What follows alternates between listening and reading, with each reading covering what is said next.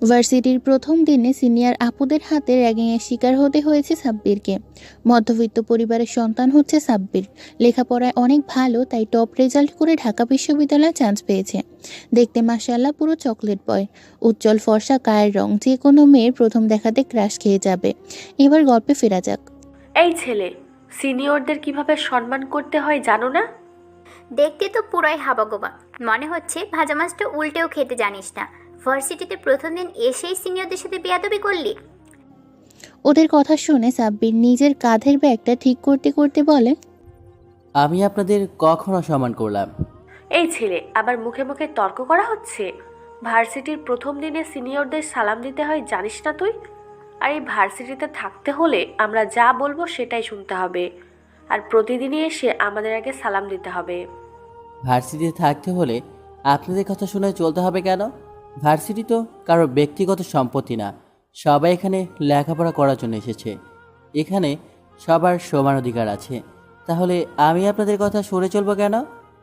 সাব্বিরের কথা শুনে বৃষ্টি ওদের টিমের লিডার মারিয়াকে বলল, দেখেছিস মারিয়া, এই ছেলের কত বড় সাহস, তোর সামনে বেয়াদবি করছে আর তুই কিছু না বলে চুপ করে আছিস।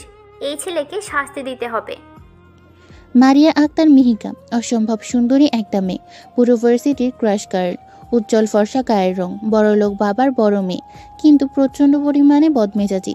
তবে মনের দিক থেকে অনেক ভালো। মারিয়া এতক্ষণ বসে বসে বাদাম খাচ্ছিল। বৃষ্টির কথা শুনে হাত ছেড়ে উঠে দাঁড়ায় আর বলে, এই ছেলে, তুই জানিস তুই কার সাথে কথা বলছিস?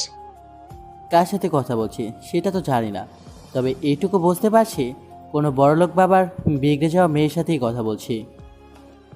সাব্বিরের কথায় মারিয়া বেশ রেগে যায় আর রেগে গিয়ে বলে, তোর এত বড় সাহস, তুই আমাকে অপমান করছিস? তুই জানিস আমার বাবা ইউনিভার্সিটির প্রিন্সিপাল। আমি চাইলেই তোকে ভার্সিটি থেকে বের করে দিতে পারি।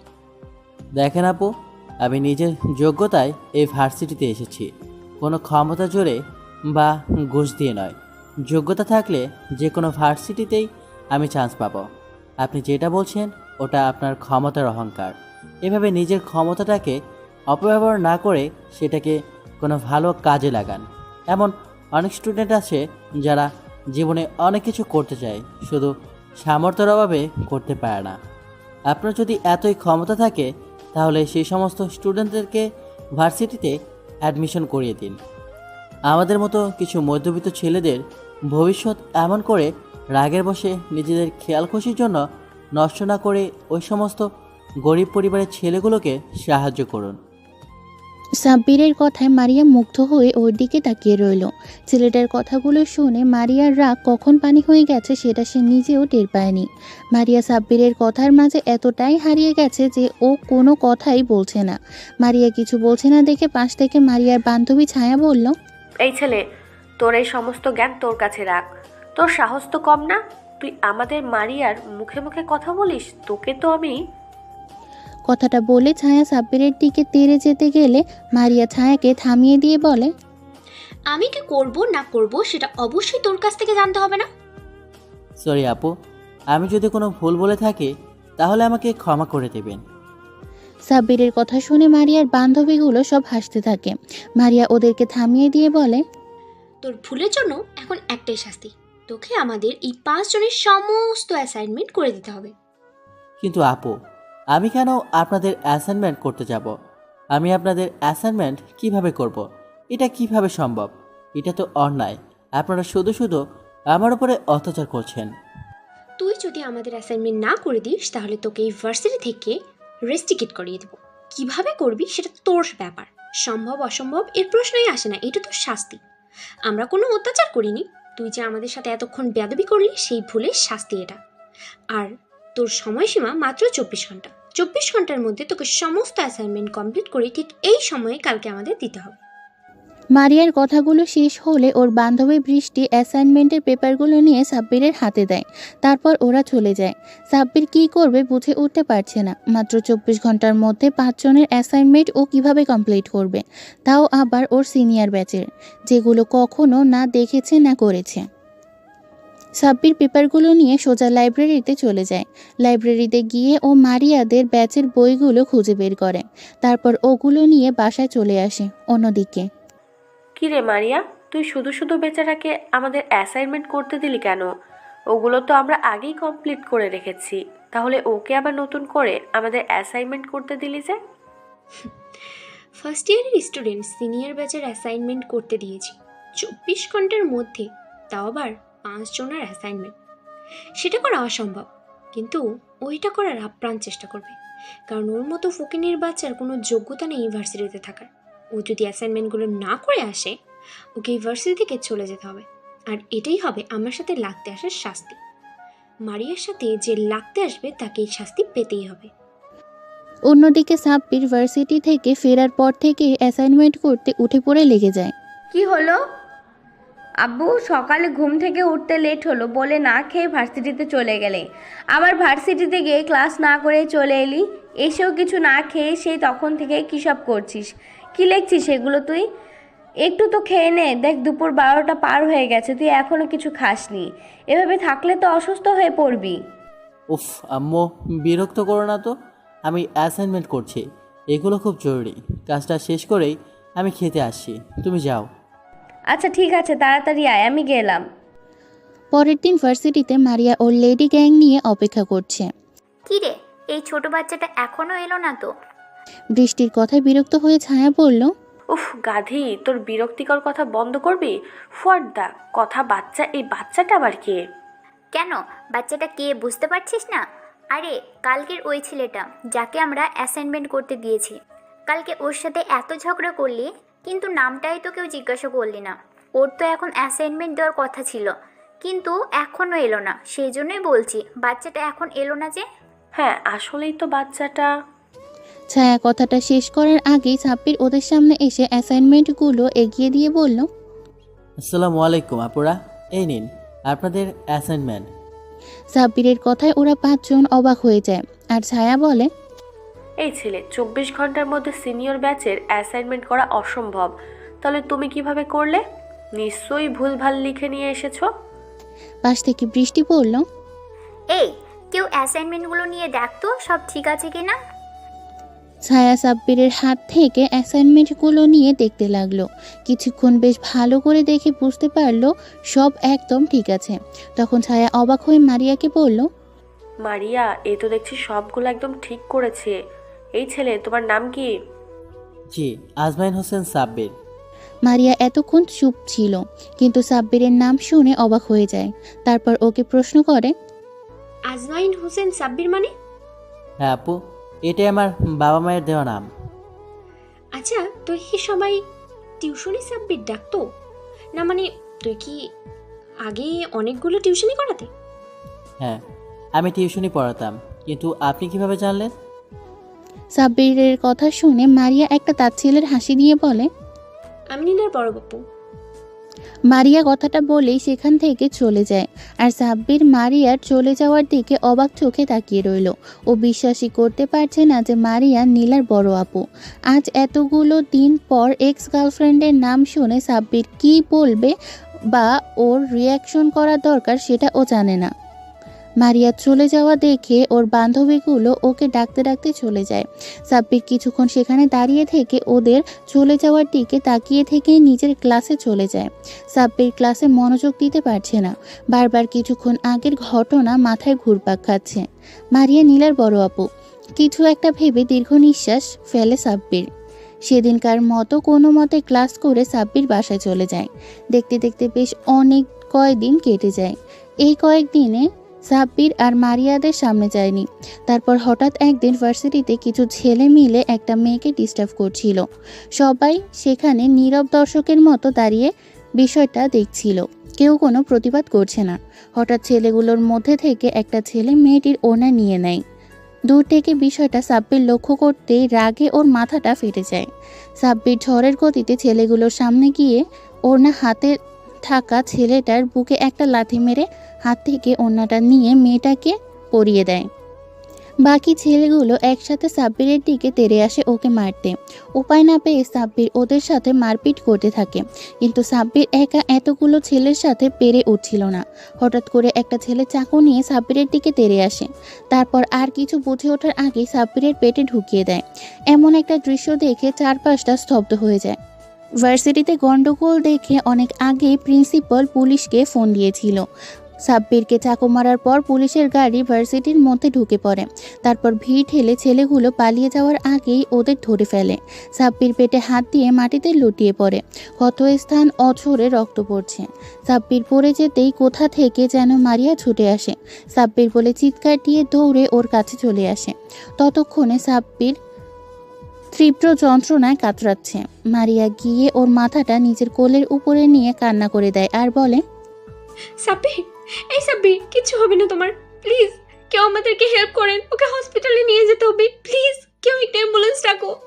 কথাগুলো বলতে বলতে ভার্সিটিতে অ্যাম্বুলেন্স ঢুকে পড়ে। সাথে সাথে কতগুলো ওয়ার্ড বয় এসে সাব্বিরকে অ্যাম্বুলেন্সে উঠিয়ে নেয়। তারপর হসপিটালে নিয়ে যায়। ওরা আধ ঘন্টার মধ্যে হসপিটালে চলে আসে। তারপর ভেতরে আসতেই সাব্বিরকে স্ট্রেচারে করে অপারেশন থিয়েটারের দিকে নিয়ে যাচ্ছিল। তখনই মারিয়া সাব্বিরের হাত ধরে কান্না করে বলে, তোমার কিচ্ছু হবে না সাব্বির, প্লিজ চোখ খোলো প্লিজ। সাব্বিরকে অপারেশন থিয়েটারে নিয়ে যায়। মারিয়া ঢুকতে গেলেই নার্স আটকে দেয় আর বলে, ম্যাম, আপনি কেবিনে ঢুকতে পারবেন না। অপারেশন থিয়েটারে কেউ অ্যালাউ নয়। আপনি আমার সাথে আসুন, কিছু ডকুমেন্টে আপনার সাইন লাগবে। নার্সের কথাতে মারিয়া নির্দ্বিধায় রিসেপশনে চলে যায় আর কিছু পেপার নিয়ে মারিয়ার সামনে দেয় আর বলে, ম্যাম, এখানে একটা সাইন করে দিন। আপনার সাইন ছাড়া আমরা ট্রিটমেন্ট শুরু করতে পারবো না।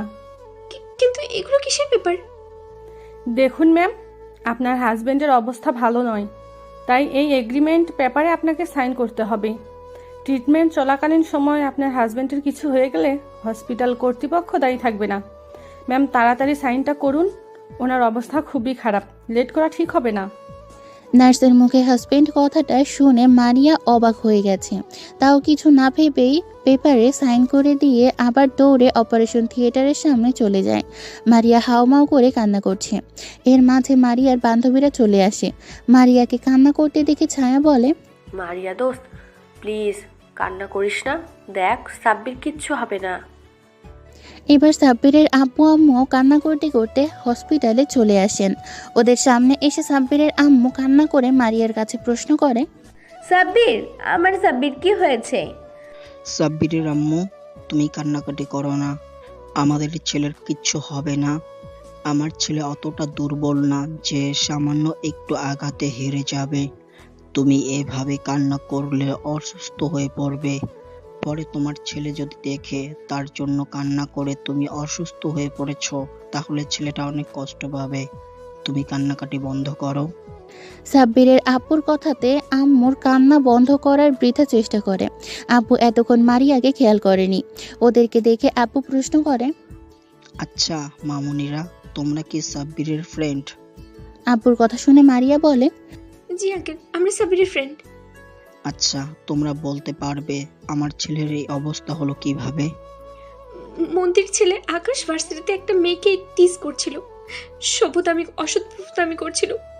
কেউ একটু প্রতিবাদ করেনি। সাব্বির ওখানে গিয়ে মেয়েটাকে প্রোটেক্ট করে, ওদের সাথে মারপিট করে। তখন ওদের মধ্যে থেকে একটা ছেলে সাব্বিরের পেটে চাকু ঢুকিয়ে দেয়। কোনো কিছু বোঝার আগেই সাব্বির মাটিতে লুটিয়ে পড়ে। কথাটা বলা শেষ হতে সাব্বিরের আম্মু আবারও কান্না শুরু করে দেয়। তখন মারিয়া আম্মুর কাছে গিয়ে সান্ত্বনা দিয়ে বলে, আন্টি, আপনি কান্না করবেন না প্লিজ। আপনি কান্না করলে অসুস্থ হয়ে পড়বেন। দেখবেন আপনার ছেলের কিচ্ছু হবে না, ওর কিছু হতে পারে না। আল্লাহর কাছে দোয়া করুন, আল্লাহ সব ঠিক করে দেবে।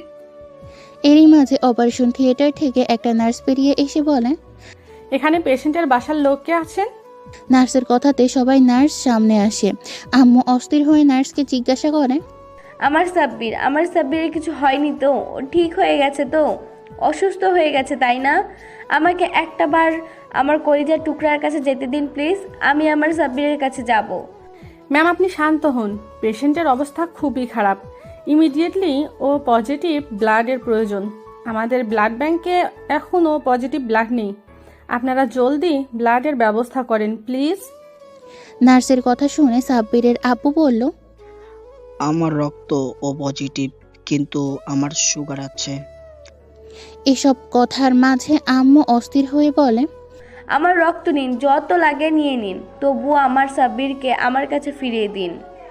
সাব্বিরের আম্মু, তুমি কান্না থামাও, আমাদের ছেলের কিচ্ছু হবে না।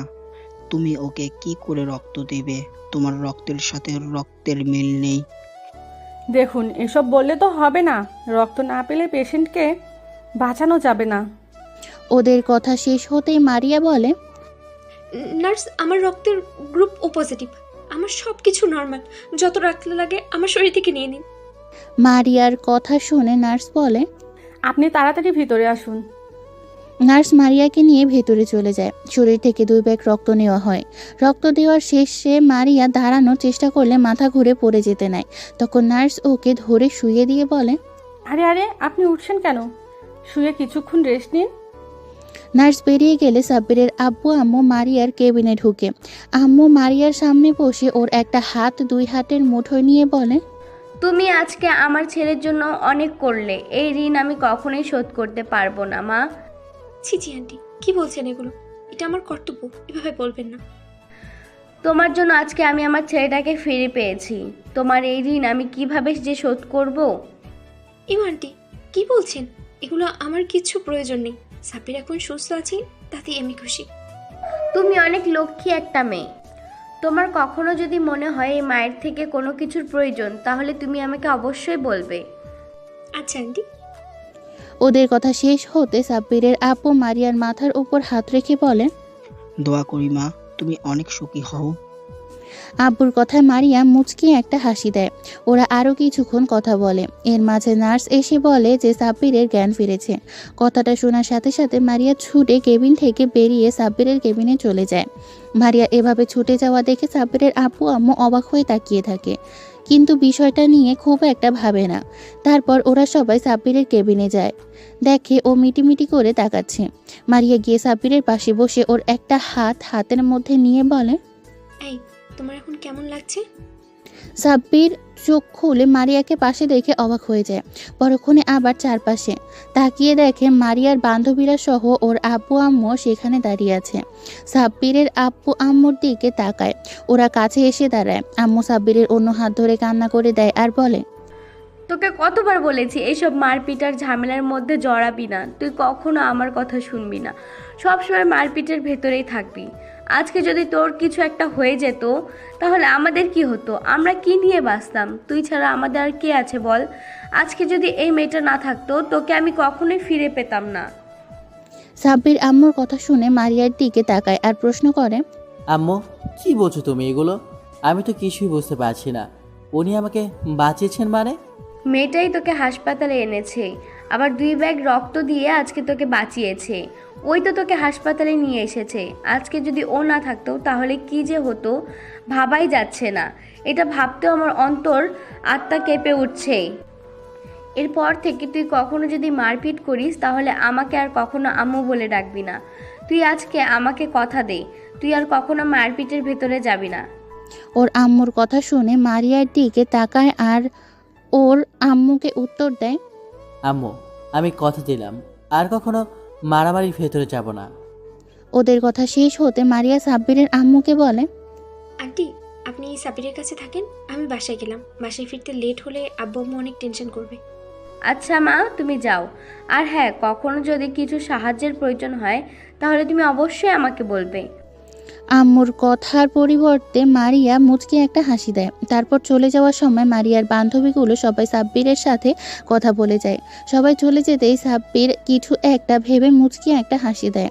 আব্বু আম্মু ওকে এমন করে হাসতে দেখে ভ্রু কুচকে জিজ্ঞাসা করে, কি হলো আব্বু, তুই হাসছিস কেন? না না, কিছু না তো, এমনি। আচ্ছা আব্বু, একটা কথা জিজ্ঞেস করব? আম্মু, তুমি আমাকে কিছু জিজ্ঞেস করবে, তার জন্য পারমিশন নিতে হবে। তুমি নিশ্চিন্তে আমাকে বলো, কি বলতে চাও। আব্বু, তুই কি মেয়েটাকে ভালোবাসিস? আম্মুর মুখে এরকম কথা শুনে সাব্বির অবাক হয়ে আম্মুর দিকে তাকিয়ে বলে, আম্মু, কী সব বলছো? তোমার মাথা ঠিক আছে? ওই মেয়েটা আমাদের ভার্সিটির সিনিয়র, আমার থেকে 2 বছরের সিনিয়র। আমার ওর সাথে তেমনভাবে কোনো পরিচয় নেই, তাহলে সম্পর্ক হবে কিভাবে? কিন্তু মেয়েটা যে বললো ও তোর ফ্রেন্ড, তাছাড়া মেয়েটাকে দেখে মনে হলো তোকে প্রচণ্ড পরিমাণে ভালোবাসে।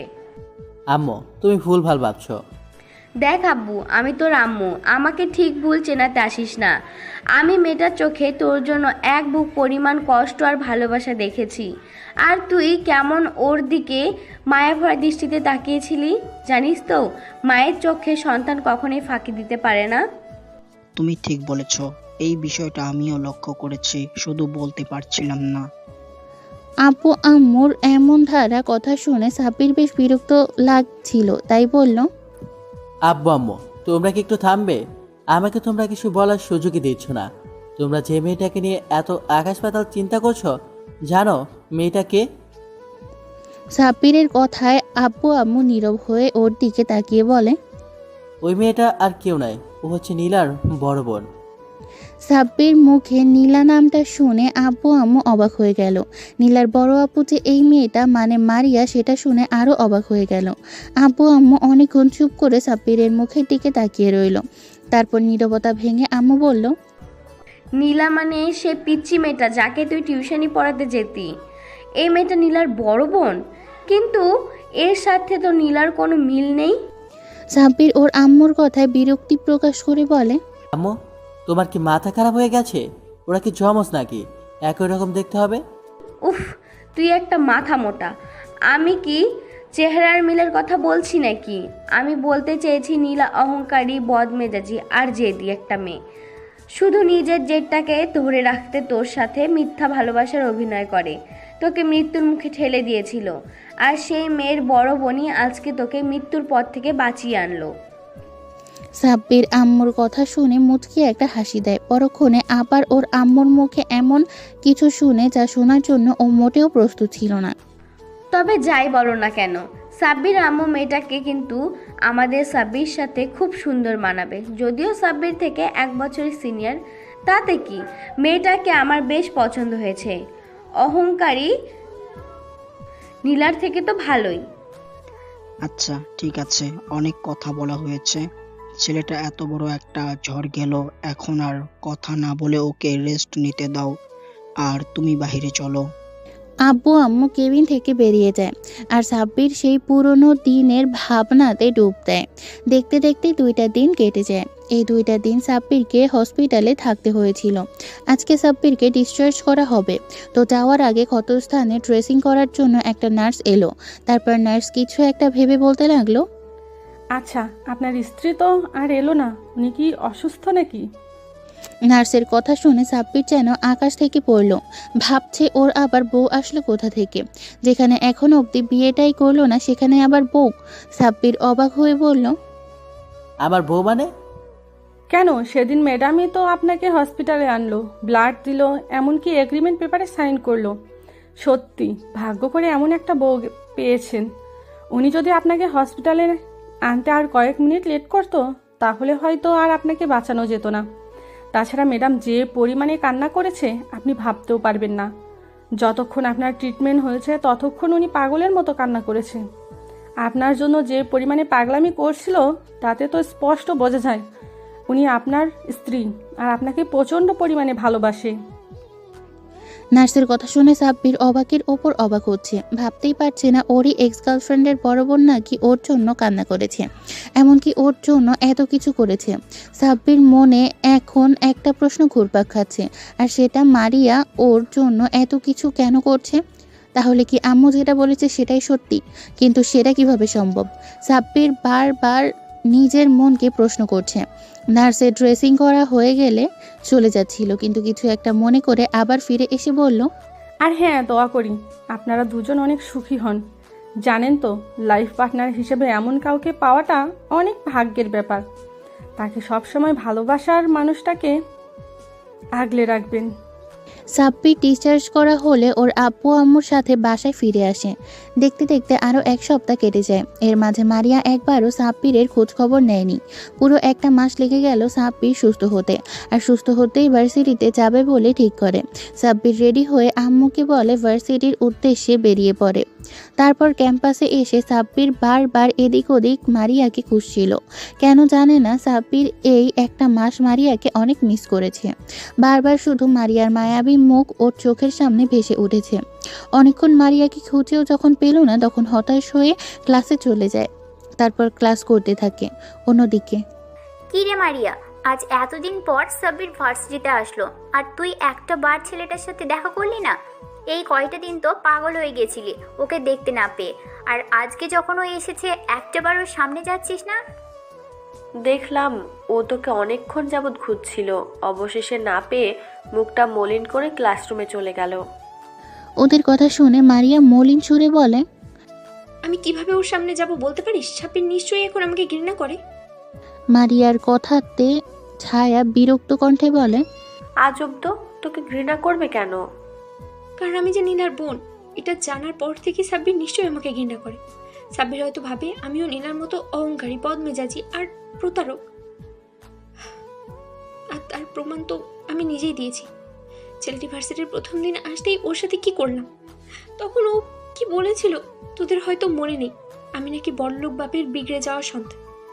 আর আমিও তো নীলার মতোই ওর দরিদ্রতার সুযোগ নিয়েছিলাম। ছেলেটা যে কয়টা দিন হলো ভার্সিটিতে আসছে, আমি প্রত্যেকটা দিন ওর সাথে রাফ বিহেভ করেছি। দেখ মারিয়া, আমরা সবসময় যেটা ভাবি সেটা কিন্তু হয় না।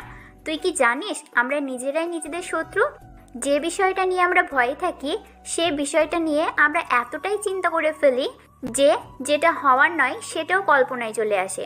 তারপর সেটা সম্মুখীন হওয়ার সাহসও হয় না আমাদের। এভাবে ভুলভাল চিন্তাভাবনা বাদ দিয়ে সাব্বিরের সাথে দেখা করে কথা বল। ছেলেটার উপর দিয়ে এতটা ধকল গেল, ওকে জিজ্ঞাসা কর এখন কেমন আছে, ওকে একটু সময় দে। আর তোর জন্য যদি ওর মনে কোনো নেগেটিভ চিন্তাভাবনা থাকে তাহলে সেটা দূর করার চেষ্টা কর। ভার্সিটিতে এসেও প্রথমে তোকে খুঁজেছিল আর তুই ওকে এড়িয়ে যেতে চাইছিস। বৃষ্টির কথাগুলো মারিয়া মনোযোগ দিয়ে শুনল, তারপর নিজের মনে প্রশ্ন করল, বৃষ্টি ঠিকই বলছে, আমার একবার সাব্বিরের সামনে গিয়ে ওর সাথে কথা বলার দরকার। অন্যদিকে সাব্বির ক্লাসগুলো শেষ হলে ও ক্যান্টিনের দিকে যাচ্ছিল। তখনই বৃষ্টি আর ছায়া এসে ওর সামনে দাঁড়ায় আর বলে, এই শোন, মারিয়া তোকে ভার্সিটির পিছন দিকে লেকের পাড়ে যেতে বলেছে। মারিয়া নামটা শুনে সাব্বিরের মুখে হাসির রেখা ফুটে ওঠে। তখন ও বলে, মারিয়া আপু আমাকে ডেকেছে, কিছু বলবে আমাকে? তার সমস্যা কি বলতো? এত বেশি বুঝিস কেন সব বিষয়ে? তোকে বললাম মারিয়া ডেকেছে, তুই সেখানে না গিয়ে আমাদের প্রশ্ন করিস। যে ডেকেছে তার থেকে শোন। সাব্বির আর এক মুহূর্ত সেখানে না থেকে ওখান থেকে ছুটে ভার্সিটির পেছনের লেকের পাড়ে চলে আসে। আসতেই খেয়াল করে মারিয়া একটা বেঞ্চে বসে আছে। মারিয়া কোমর ছাড়িয়ে লম্বা চুলগুলো এলোমেলোভাবে বাতাসে অবাধ্য বিচরণ করছিল। এতদিন পর মারিয়াকে দেখে সাব্বির একটা ঘোরের মধ্যে চলে যায়। ও গুটি গুটি পায়ে হেঁটে মারিয়ার পাশে গিয়ে বসে পড়ে। এতগুলো দিন পর সাব্বিরকে দেখে মারিয়ার ভেতর অজানা শিহরণ খেলে গেল। মারিয়ার বুকের মাঝে নীল সমুদ্রের উথাল পাতাল ঢেউ বইতে শুরু করলো। মারিয়ার লজ্জা মিশ্রিত এক চাহনিতে সাব্বিরের দিকে তাকায়। দেখে সাব্বির একটা ঘোর লাগা দৃষ্টিতে ওর দিকে তাকিয়ে আছে। সাব্বির নেশালো চাহনিতে মারিয়া লজ্জাটা বেড়ে দ্বিগুণ হয়ে গেল। মারিয়া লজ্জা পেয়ে চোখ জোড়া নামিয়ে নিয়ে হালকা কাশি দেয়। কাশির আওয়াজে সাব্বির ঘোর কাটে আর আমতা আমতা করে বলে, সে না মানে আসলে কেমন আছেন আপু? মারিয়া লজ্জা পেলেও সাব্বিরের মুখে আপু ডাকটা কেন জানি সহ্য করতে পারল না।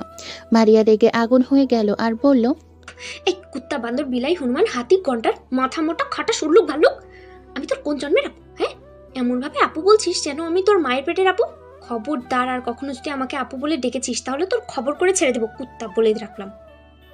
মারিয়া রাগে ফুঁসতে লাগলো। সাব্বির আবুলের মতো মারিয়ার রাগী চেহারার দিকে তাকিয়ে ভাবতে লাগলো। যা বাবা, আমি আবার কি করলাম? বিষয়টা ভেবে বলল, আপু আপনি তো আমার 2 বছর সিনিয়র, তাহলে আপনাকে আপু ডাকবো না তো কি ডাকবো? কি বলে ডাকবি মানে? আমার একটা সুন্দর নাম আছে, তুই জানিস না? এখন থেকে আমার নাম ধরে ডাকবি। আর কি আপনি আপনি লাগিয়ে রেখেছিস? হ্যাঁ, কিন্তু আপনি তো আমার থেকে বড়, আপনার নাম ধরে ডাকলে সবাই বিষয়টা কিভাবে নেবে? আর আপনাকে নাম ধরে না ডাকলে সেটা তো বেয়াদবি হয়ে যাবে। আপনি না বলেছিলেন আপনাদেরকে সম্মান দিয়ে কথা বলতে, আমি তো এখন সেটাই করছি, তাহলে এত অভিযোগ কেন? একবার বলেছি শুনতে পাসনি? আমি বলেছি মানে তুই আমার নাম ধরেই ডাকবি আর তুমি করে বলবি। মারিয়া বলে কিছুক্ষণ চুপ করে থেকে তারপর নিজেকে বেশ স্বাভাবিক করে শান্ত গলায় বলল, এখন কেমন আছো তুমি? মারিয়ার মুখে তুমি ডাকটা শুনে সাব্বিরের ভেতর মৃদু বাতাস বয়ে গেল। তারপর বলল, আলহামদুলিল্লাহ ভালো আছি, আপনি কেমন আছেন? সাব্বিরের মুখে আবার আপনি ডাক শুনে মারিয়ার রাগে চোখে তাকাতেই সাব্বির আমতা আমতা করে বলল, আপনাকে তুমি ডাকতে সময় তো লাগবেই, আমি সবাইকে আপনি করে ডাকতে অভ্যস্ত, তাই তুমি ডাকটা সহজেই আসে না। সাব্বিরের ভয়ার্ত চেহারা দেখে মারিয়া একটু মুচকি হাসে। ও জিজ্ঞাসা করে, আচ্ছা তোমাকে একটা কথা বলবো, যদি কিছু মনে না করো। কি কথা বলো? আর মনে করার কি আছে? আমি তোমার কোনো কথারই কিছু মনে করবো না, তুমি নির্দ্বিধায় বলো। সাব্বির স্বস্তির নিঃশ্বাস ছেড়ে মুচকি একটা হাসি দিয়ে বলে, তুমি তো নীলার আপু, অথচ নীলার স্বভাবের সাথে তোমার কোনো মিল নেই। দুজনেই দুই সমুদ্রের উল্টো পিঠ। তুমি এতটা আলাদা কেন? এই প্রশ্নটা আমার মনে বারবার ঘুরপাক খাচ্ছে। সাব্বির কথা শুনে মারিয়া ফিক করে হেসে ফেলে, তারপর বলে, এর জন্য তুমি এত ভয় পাচ্ছিলে? তবে হ্যাঁ, তুমি কথাটা ঠিকই বলেছ। আমি আর নীলা দুজনেই দুই রকম। নীলার সাথে আমার কোনো মিল নেই। নীলা অতিরিক্ত অহংকার করত। ওর এই অহংকার আর জেদের জন্যই হয়তো ওকে শাস্তি পেতে হয়েছে। মারিয়ার কথা শুনে সাব্বির অবাক হয়ে বলে, শান্তি পেয়েছে মানে? কি বলছো তুমি? আমি তো কিছুই বুঝতে পারছি না। নীলা তোমার সাথে যেটা করেছে ঠিক একই রকমভাবে আরও অনেক ছেলের সাথেই এরকম করেছে। কিন্তু ওই যে কথাই আছে না, পাপের ঘোড়া পূর্ণ হয়ে গেলে পাপের শাস্তি হবে। নীলা এমন কাজ অনেক ছেলের উপরেই ক্ষিপ্ত ছিল। তারপরে যখন ও মন্ত্রীর ছেলে আকাশের একটা ফ্রেন্ডের সাথে ঠিক একইভাবে গেমে অভিনয় করে, তখন আকাশ অনেক ক্ষিপ্ত হয়ে যায়। তারপর একদিন নীলাকে জোর করে তুলে নিয়ে গিয়ে ধর্ষণ করে মেরে ফেলে। মারিয়ার এমন কথা শুনে সাব্বিরের পুরো পৃথিবী যেন থমকে গেছে। ও বিশ্বাসই করতে পারছে না নীলা আর নেই। আপনাদের সবার মনে হয়তো প্রশ্ন থাকতে পারে সাব্বিরের সাথে কি এমন করেছিল নীলা। আসুন তবে আপনাদের সব ঘটনা খুলে বলি। সাব্বির মধ্যবিত্ত পরিবারের ছেলে। সাব্বিরের আব্বু হঠাৎ অসুস্থ হয়ে পড়ায় সেই মুহূর্তে সাব্বিরকে পরিবারের হাল ধরতে হয়েছিল। নীলা ছিল সাব্বিরের প্রথম ছাত্রী। সাব্বির প্রথম থেকেই নীলাকে অনেক স্নেহ করত, কিন্তু নীলার কাছে সেগুলো বিরক্ত লাগতো। তারপর নীলার আব্বু আম্মু সাব্বিরের প্রতি অতিরিক্ত কেয়ার আর ভালো মানসিকতা দেখে নীলা রাগে, হিংসায় আর জেকের জন্য সাব্বিরের সাথে ভালোবাসার নাটক করে। সাব্বির যখন ওর প্রেমের প্রস্তাব রাজি হচ্ছিল না, তখন নীলা সুইসাইডের নাটক করেছিল। ফলস্বরূপ সাব্বিরকে বাধ্য হয়ে রাজি হতে হয়েছিল। তারপর সাব্বির ওদের সম্পর্কটাকে নিয়ে খুবই দ্বিধায় ছিল, কারণ নীলা খুবই ছোট ছোট ড্রেস পরতো আর নাইট ক্লাবে গিয়ে অন্য ছেলেদের সাথে পার্টি করতো, ড্রিঙ্কস করতো।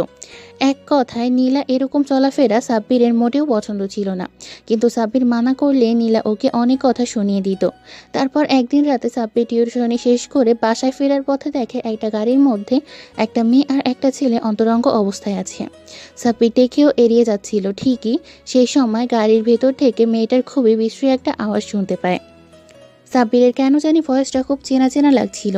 তখন ও গাড়ির জানালার কাছে গিয়ে দেখে নীলা একটা ছেলেকে কিস করছে। এসব দেখে সাব্বিরের মাথায় যেন আকাশ ভেঙে পড়ল। সাব্বির বিশ্বাসই করতে পারছিল না নীলা এরকম করবে ওর সাথে। নীলা খুবই বাজেভাবে চলাফেরা করলেও এইটুকু সাব্বির বিশ্বাস ছিল যে ও কখনো এমন কাজ করতে পারে না। কিন্তু সেই দিন ওকে ওরকম অবস্থায় দেখে সাব্বির বলার ভাষা হারিয়ে ফেলেছিল। তারপর সাব্বির গাড়ির দরজায় টোকা দিতেই নীলা ছেলেটাকে ছেড়ে দিয়ে গাড়ির জানালা নামিয়ে দেখে সাব্বির দাঁড়িয়ে আছে। নীলা ড্রিঙ্কস করে পুরো মাতাল হয়ে আছে, ওর কোনো হুঁশ নেই, ও কি করছে জানে না। সাব্বিরকে দেখে নীলা মাতাল অবস্থায় বলে, এই ফকিন্নির বাচ্চা, ছোট লোকের বাচ্চা, তুই এখানে কি করিস? চলে যা এখান থেকে। আমি আমার বেবির সাথে রোম্যান্স করছি, দেখতে পাচ্ছিস না? ছোট লোকের বাচ্চা। নীলার মুখে এমন কথা শুনে আর চোখের সামনে এসব দৃশ্য দেখে সাব্বির আর নিজেকে কন্ট্রোল করতে পারে না। সাব্বিরের চোখ দিয়ে 2 ফোঁটা পানি গড়িয়ে পড়ে। সাব্বির চোখের কোণে জমে থাকা পানিটা মুছে নিয়ে চলে যেতে নেয় আর নীলা ওকে বকা দিতে থাকে। এই ঘটনার পর বেশ কয়েকটা দিন কেটে যায়। সাব্বির আর নীলা সাথে দেখা করেনি আর ওকে টিউশনি পড়াতেও যায়নি। সাব্বির যোগাযোগ করতে না দেখে নীলার মধ্যে কোনো চিন্তা ভাবনা নেই। নীলার আম্মু প্রতিদিন সাব্বিরের খোঁজ করে সাব্বির কেন টিউশনি করাতে আসে না। নীলার আম্মু সাব্বিরকে ফোন দিয়ে টিউশনি পড়াতে আসার জন্য অনেক রিকোয়েস্ট করে। আর সেই মুহূর্তে সাব্বিরের টাকার প্রয়োজন ছিল আব্বুর ট্রিটমেন্টের জন্য। সাব্বির বাধ্য হয়ে নীলাকে বাসায় যায়। সাব্বির নীলার আম্মুর সাথে বেশ কিছুক্ষণ কুশল বিনিময় করে নীলাকে পড়ানোর জন্য ওর রুমে যায়। নীলার রুমে আসতেই ও ভদ্র মেয়ের মতো পড়তে বসে। পড়া শেষ হতেই যখনই সাব্বির চলে আসতে যাবে, তখনই নীলা পেছন থেকে সাব্বিরের হাত ধরে আর বলে, কি হলো? তুমি চলে যাচ্ছ কেন? আর তুমি এই কয়দিন আমার সাথে কথা বলোনি কেন? আমার খোঁজ নাওনি কেন বেবি? নীলার মুখে এই সমস্ত কথা শুনে সাব্বির তাচ্ছিল্যের একটা হাসি দিয়ে বলে, আমি বামন হয়ে চা ধরতে পারি না, তাই এই সম্পর্কটা আমার পক্ষে রাখা সম্ভব না। তাছাড়া তোমার তো প্রেমিকের অভাব নেই, তোমার শরীরে খিদে মেটানোর জন্য অনেকেই আছে। সেটা আমি সেদিন নিজে চোখেই দেখেছি। সেদিন গাড়িতে থাক, আর কোনো কথা বলতে চাই না। ভালো থাকবে তুমি।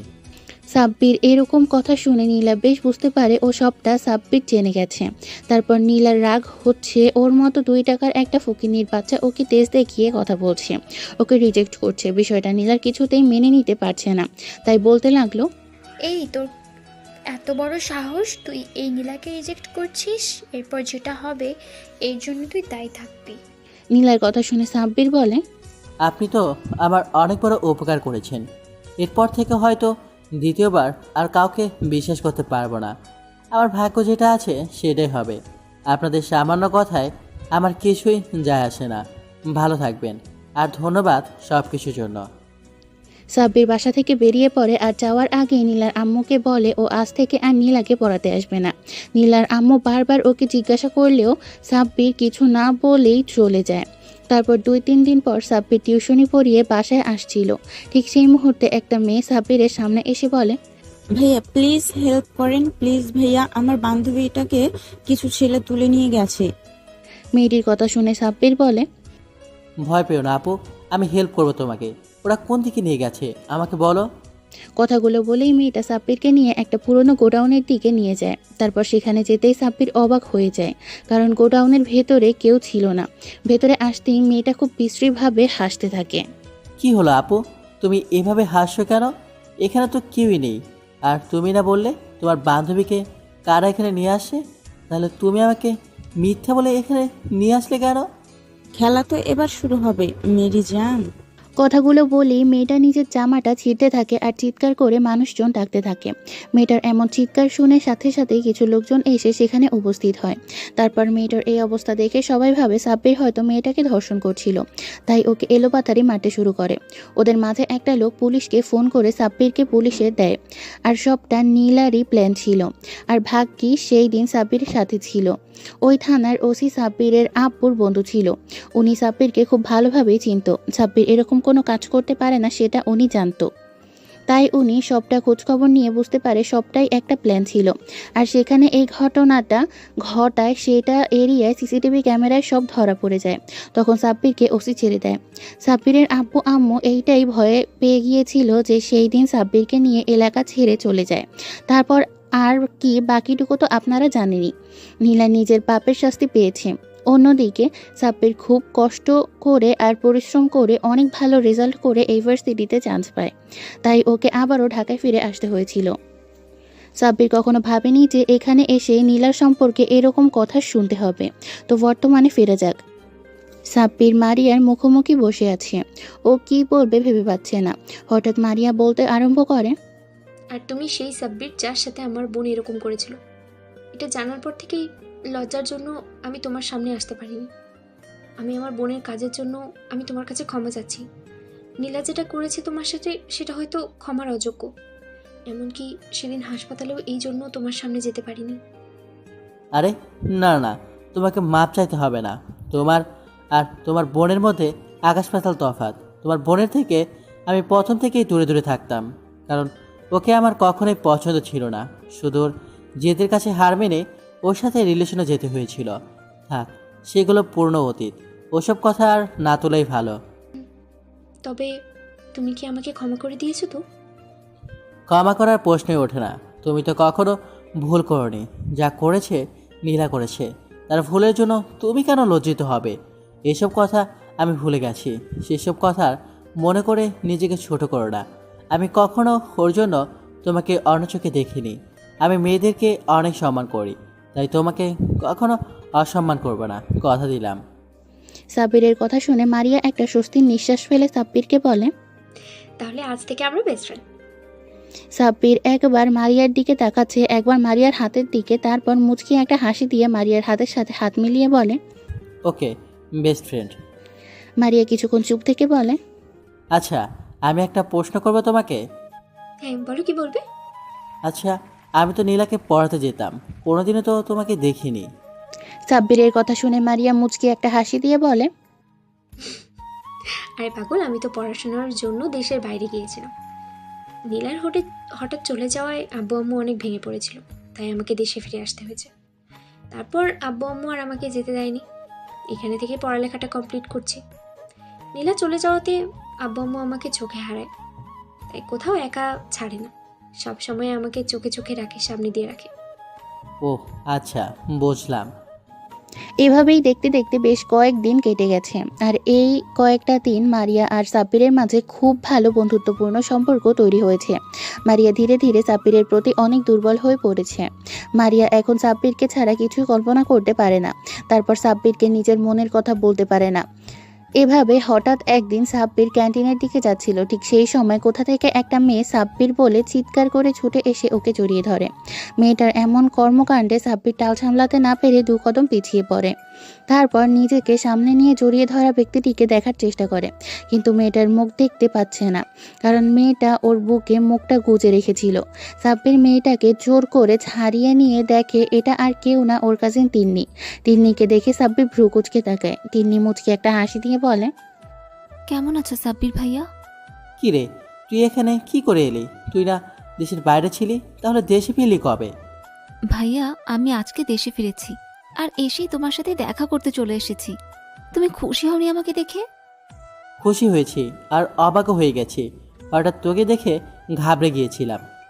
কিন্তু তোমাকে দেখে তো মনে হচ্ছে না তুমি খুশি হয়েছো, মনে হচ্ছে আমার উপর বিরক্ত হচ্ছ। তিন্নির কথা শুনে সাব্বির হেসে ফেলে আর এক হাত দিয়ে তিন্নিকে জড়িয়ে ধরে বলে, পাগলি, আমি এতদিন পর আমার পিচ্ছি বোনটাকে দেখতে পেলাম, আর আমি খুশি না হয়ে থাকতে পারি? আচ্ছা, এখন আর মুখ ভার করে থাকিস না, চল তোকে আমার ভার্সিটিটা ঘুরিয়ে দেখাই। সাব্বির তিন্নিকে নিয়ে ভার্সিটির অন্য দিকটায় চলে যায়। ওরা যেতেই মারিয়া আর ওর বান্ধবীগুলো আড়াল থেকে বেরিয়ে আসে। বান্ধবীগুলো এতক্ষণ মারিয়াকে আটকে রেখেছিল, কারণ তিন্নি সাব্বিরকে জড়িয়ে ধরতে দেখে ও বেজায় রেগে গেছিল। মারিয়া পারে না তো এসে তিন্নিকে খুন করে। মারিয়া রাগে ফুঁসছে, কারণ সাব্বির অন্য একটা মেয়ের সাথে সময় দিচ্ছে। ও কোনো মতেই মেনে নিতে পারছে না। সাব্বির অন্য একটা মেয়ের হাত ধরে ঘুরছে, হাসাহাসি করছে, ওকে জড়িয়ে ধরছে, এমনকি খাইয়ে পর্যন্ত দিচ্ছে। মারিয়া আর এক মুহূর্ত যদি এখানে থাকে তাহলে তিন্নিকে ভস্ম করে দিবে।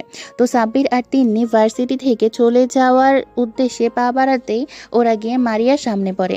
মারিয়া খেয়াল করে মেয়েটা সাব্বিরের হাত ধরে রেখেছে। মারিয়া আগুন চোখে সাব্বিরের দিকে তাকাতেই সাব্বির ইশারায় জিজ্ঞাসা করে কি হয়েছে, কিন্তু অন্য কিছু বলে না, মুখ ফিরিয়ে নেয়। কিছুক্ষণ চুপ থেকে সাব্বির বলে, পিচ্ছি বোন, এটা আমাদের ভার্সিটির সিনিয়র আপু, আর ও আমার বেস্ট ফ্রেন্ড। আর মারিয়া, এ হচ্ছে আমার কাজিন তিন্নি। মারিয়া অন্যদিকে মুখ ঘুরিয়ে রেখেছিল। সাব্বিরের কথায় ওদের দিকে তাকায়। মারিয়া রাগের কারণ হচ্ছে তিন্নি মারিয়ার থেকেও সুন্দরী, আর প্রতিটা মেয়ের জাতিগত অভ্যাস নিজের থেকে সুন্দরী কাউকে দেখলেই বিনা কারণে রেগে যাওয়া, তার উপর আবার সেটা যদি নিজের প্রিয় মানুষের সাথে ঘোরাঘুরি করে। মারিয়া নিজের রাগটা কন্ট্রোল করে মুখে বলে, ভালোই তো। আসসালামু আলাইকুম আপু, কেমন আছেন? ওয়ালাইকুম আসসালাম, আলহামদুলিল্লাহ আমি ভালো আছি, তুমি কেমন আছো? জি আপু, ভালো আছি। তিন্নিকে মারিয়ার একটুও সহ্য হচ্ছে না। তারপরও এটা ভেবে নিজের মনকে সান্ত্বনা দিচ্ছে যে মেয়েটা ওর থেকে সিনিয়র আপু। তিন্নি সাব্বিরকে ছোটবেলা থেকে অনেক ভালোবাসে, কিন্তু সাব্বিরের অতিরিক্ত রাগের কারণে কখনো ভয়ে ওকে বলতে পারেনি। তিনি নিজেও মারিয়াকে দেখে সহ্য করতে পারছে না। ও নিজেকে এটা ভেবে সান্ত্বনা দিচ্ছে যে মারিয়া সাব্বিরের সিনিয়র, তাই ওর সাথে কখনো সাব্বিরের সম্পর্ক হয় না। মারিয়ার রেগে সেখান থেকে ওর বান্ধবীদেরকে নিয়ে সেখানে থেকে চলে যায়। সাব্বির মারিয়াকে কয়েকবার ডাকলো, তারপরও ও দাঁড়ালো না। সাব্বির তিন্নিকে নিয়ে বাসায় চলে আসে। তারপর ভেতরে আসতেই আম্মু বলে, কিরে তোরা চলে এসেছিস? মেয়েটাকে কতবার বললাম ভার্সিটিতে যেতে হবে না, তুই একটু পরেই চলে আসবি, তারপরেও দেখা করতে চলে গেল। তিন্নি আম্মুর কথা শুনে আম্মুকে জড়িয়ে ধরে মুচকি হেসে বলে, ও আমার সুইট কিউট আন্টি, আমি এতদিন পরে দেশে ফিরলাম, আর এসে সাব্বির ভাইয়াকে দেখবো না, এটা কোনো কথা? আমি ভাইয়ার জন্য দেশে ফিরেছি না। তিন্নির কথা শুনে সাব্বির অবাক হয়ে ওর দিকে তাকায়। তারপর ওর মাথায় একটা চাটি মেরে বলে, এই, তুই আমার জন্য দেশে ফিরেছিস মানে? সাব্বির হাতের চাটি খেয়ে তিন্নি হুঁশ ফিরে বুঝতে পারে ও আবেগের বশে কি বলে ফেলেছে। তখন তিন্নি জিহ্বায় কামড় দিয়ে বলে, উপস, না না কিছু না। কথাটা বলেই তিন্নি ছুটে নিজের রুমে চলে যায়। তিন্নির চলে যাওয়া দেখে আম্মু মুচকি হাসি দিয়ে বলে, পাগলি মেয়ে একটা। তিন্নির কথাগুলো সাব্বিরের কেমন জানি লাগলো। তারপরও বিষয়টাকে খুব বেশি পাত্তা না দিয়ে নিজের রুমে চলে যায়। রুমে এসে বিছানায় ধপ করে শুয়ে পড়ে আর ভাবতে থাকে যে মারিয়া তখন ওভাবে রেগে চলে গেল কেন। আচ্ছা, এই মেয়ে সবসময় এমন করে কেন? আমি যদি কোনো মেয়ের সাথে কথা বলি তাও রেগে যায়, আগুন চোখে তাকিয়ে থাকবে, কখনো কোনো মেয়ের সাথে ফ্রেন্ডশিপ করতে দেয় না। এমন কেন করে মেয়েটা? আর আছে কিনা শেষমেশ তিন্নিকে আমার সাথে দেখেও রেগে গেল। উফ গড, আমি পাগল হয়ে যাব। কথাগুলো ভাবতে ভাবতে সাব্বির ঘুমিয়ে পড়ে। দেখতে দেখতে আরও কিছুদিন কেটে যায়। এই কদিনে মারিয়া সাব্বিরের সাথে ভালোভাবে কথা বলেনি, আর সাব্বিরও মারিয়াকে সময় দিতে পারেনি, কারণ তিন্নি সবসময় ওর সাথে থাকছে। তিন্নির কারণে সাব্বির মারিয়াকে একটা কলও দিতে পারেনি। কয়েকটা দিন পরের ঘটনা। সাব্বির সেদিন ক্লাস করছিল, তখন প্রিন্সিপাল স্যার এসে বলে, অ্যাটেনশন প্লিজ স্টুডেন্ট, সবার উদ্দেশ্যে বলা হচ্ছে আগামী পরশুদিন আমাদের ভার্সিটি থেকে দুটো ব্যাচকে ট্যুরে নিয়ে যাওয়া হবে। তোমাদের ব্যাচ আর তোমাদের সিনিয়র একটা ব্যাচকে সিলেক্ট করা হয়েছে। সময় হাতে কম, তাই ডিটেলসে জানতে হলে অ্যাকাউন্টস থেকে জেনে নিবে। 2 দিন ট্যুর হবে, আর তোমরা সবাই ফ্যামিলি থেকে যে কোনো একজন মেম্বারকে সাথে করে নিয়ে যেতে হবে। যারা যেতে চাও তারা ফর্মালিটিগুলো পূরণ করে নেবে। কথাগুলো বলেই প্রিন্সিপাল চলে গেল আর সাব্বির বেশ খুশি হয়ে যায়। ক্লাস শেষ করে সাব্বির বাইরে আসতেই মারিয়া ওর সামনে আসে আর জিজ্ঞাসা করে, সাব্বির তুমি কি ট্যুরে যাচ্ছ? হ্যাঁ যাব তো, কেন তুমি যাবে না? হ্যাঁ, আমিও যাব। মারিয়া বেশ কিছুক্ষণ চুপ থেকে ওনার আঙুল পেঁচাতে পেঁচাতে আমতা আমতা করে বলল, আসলে মানে ওই হয়েছে কি, মারিয়া কথাতে সাব্বির ভ্রু কুচকে বলল, এমন সাপের মতো মোছামুছি করছো কেন? কি বলবে বলো? আমি কি কখনো তোমাকে কোনো বিষয়ে বকা দিয়েছি যার জন্য এমন ভয় পাচ্ছ বলতে? না মানে তোমার পাশের সিটটা আমার জন্য রাখবে, অন্য কাউকে বসতে দিবে না। মারিয়া কথাটা বলে লজ্জা পেয়ে মাথা নিচু করে নেয়। এই সামান্য বিষয় নিয়ে তুমি এমন আমতা আমতা করছো, এতে এত সংকোচ করার কি আছে? তুমি আমার বেস্ট ফ্রেন্ড, আমার পাশে বসতেই পারো। সাব্বিরের কথা শুনে মারিয়া বেশ খুশি হয়ে যায় আর খুশির ঠেলায় হুট করে সাব্বিরকে জড়িয়ে ধরে গালে কিস করে দেয়। মারিয়ার কর্মকাণ্ডে সাব্বির চোখ বড় বড় করে মারিয়ার দিকে তাকায় আর তাতেই মারিয়ার লজ্জা পেয়ে যায়। বুঝতে পারে কি করেছে। অতিরিক্ত খুশিতে এমন একটা কাজ করে ফেলেছে, কিন্তু এখন সাব্বিরকে কিভাবে বোঝাবে। মারিয়া লজ্জা পেয়ে দৌড়ে সেখান থেকে পালিয়ে যায় আর সাব্বির এদিক ওদিক তাকিয়ে মাথা চুলকাতে চুলকাতে মুচকি একটা হাসি দিয়ে চলে যায়। তো 2 দিন পর সাব্বির ট্যুরে যাওয়ার জন্য বাসে উঠে সিটে বসে পড়ে। সাব্বিরের আজকে মন খারাপ। আচ্ছা, আপনারা হয়তো ভাবছেন কেন ওর মন খারাপ, সবই বুঝতে পারবেন। তো যাওয়ার সময় হয়ে আসলে মারিয়া এসে সাব্বিরের পাশে বসতে গেলে তখনই কোথা থেকে তিন্নি এসে মারিয়াকে সরিয়ে দিয়ে সাব্বিরের পাশে বসে পড়ে। এবার আপনারা বুঝতে পারলেন তো সাব্বির মন খারাপের কারণ। মারিয়া অনেক কষ্ট হচ্ছে সাব্বিরের পাশে তিন্নিকে দেখে।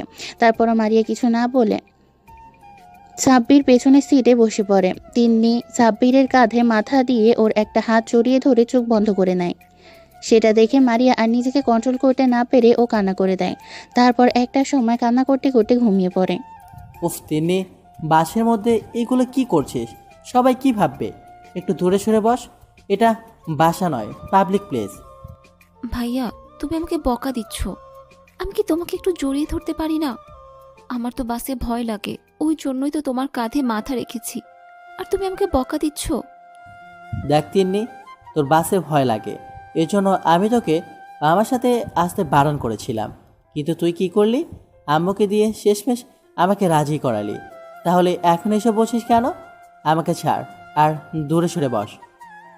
কথাগুলো বলে সাব্বির তিন্নি থেকে নিজেকে ছাড়িয়ে নেয়। বেশ কয়েক ঘন্টা পর ওরা নির্দিষ্ট গন্তব্যে পৌঁছে যায়। বাস থামতেই সবাই এক এক করে বাস থেকে নেমে যায়, কিন্তু সাব্বির খেয়াল করে মারিয়া নামছে না।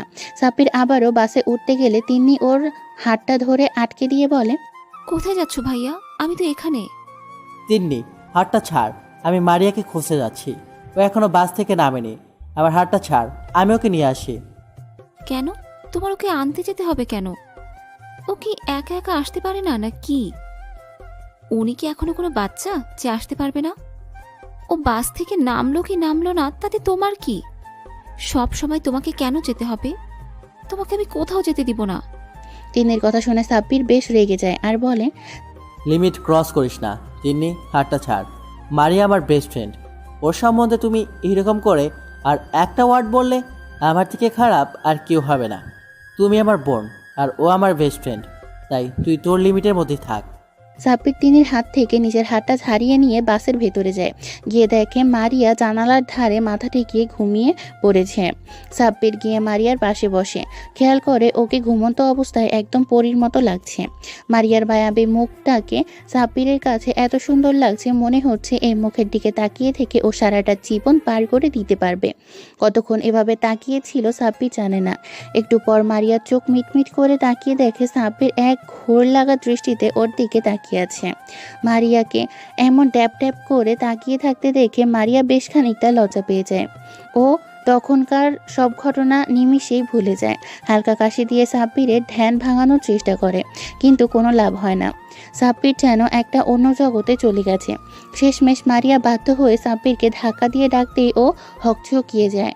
মারিয়ার এরকম কর্মকাণ্ডে সাব্বির এদিক ওদিক তাকিয়ে বোঝার চেষ্টা করে যে ও এতক্ষণ কি করছিল। যখন নিজের করা বোকামির কথা বুঝতে পারে তখন আমতা আমতা করে বলে, না মানে আসলে হয়েছে কি, আমি তোমাকে নিতে এসেছিলাম, সবাই বাস থেকে নেমে গেছে, কিন্তু তোমাকে কোথাও দেখতে পাচ্ছিলাম না।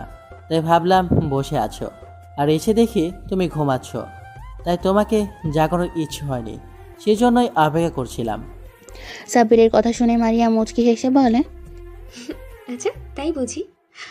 তো আমার ঘুম যেন না ভাঙে সেই জন্য কি তুমি নিজেও ঘুমিয়ে গেছো?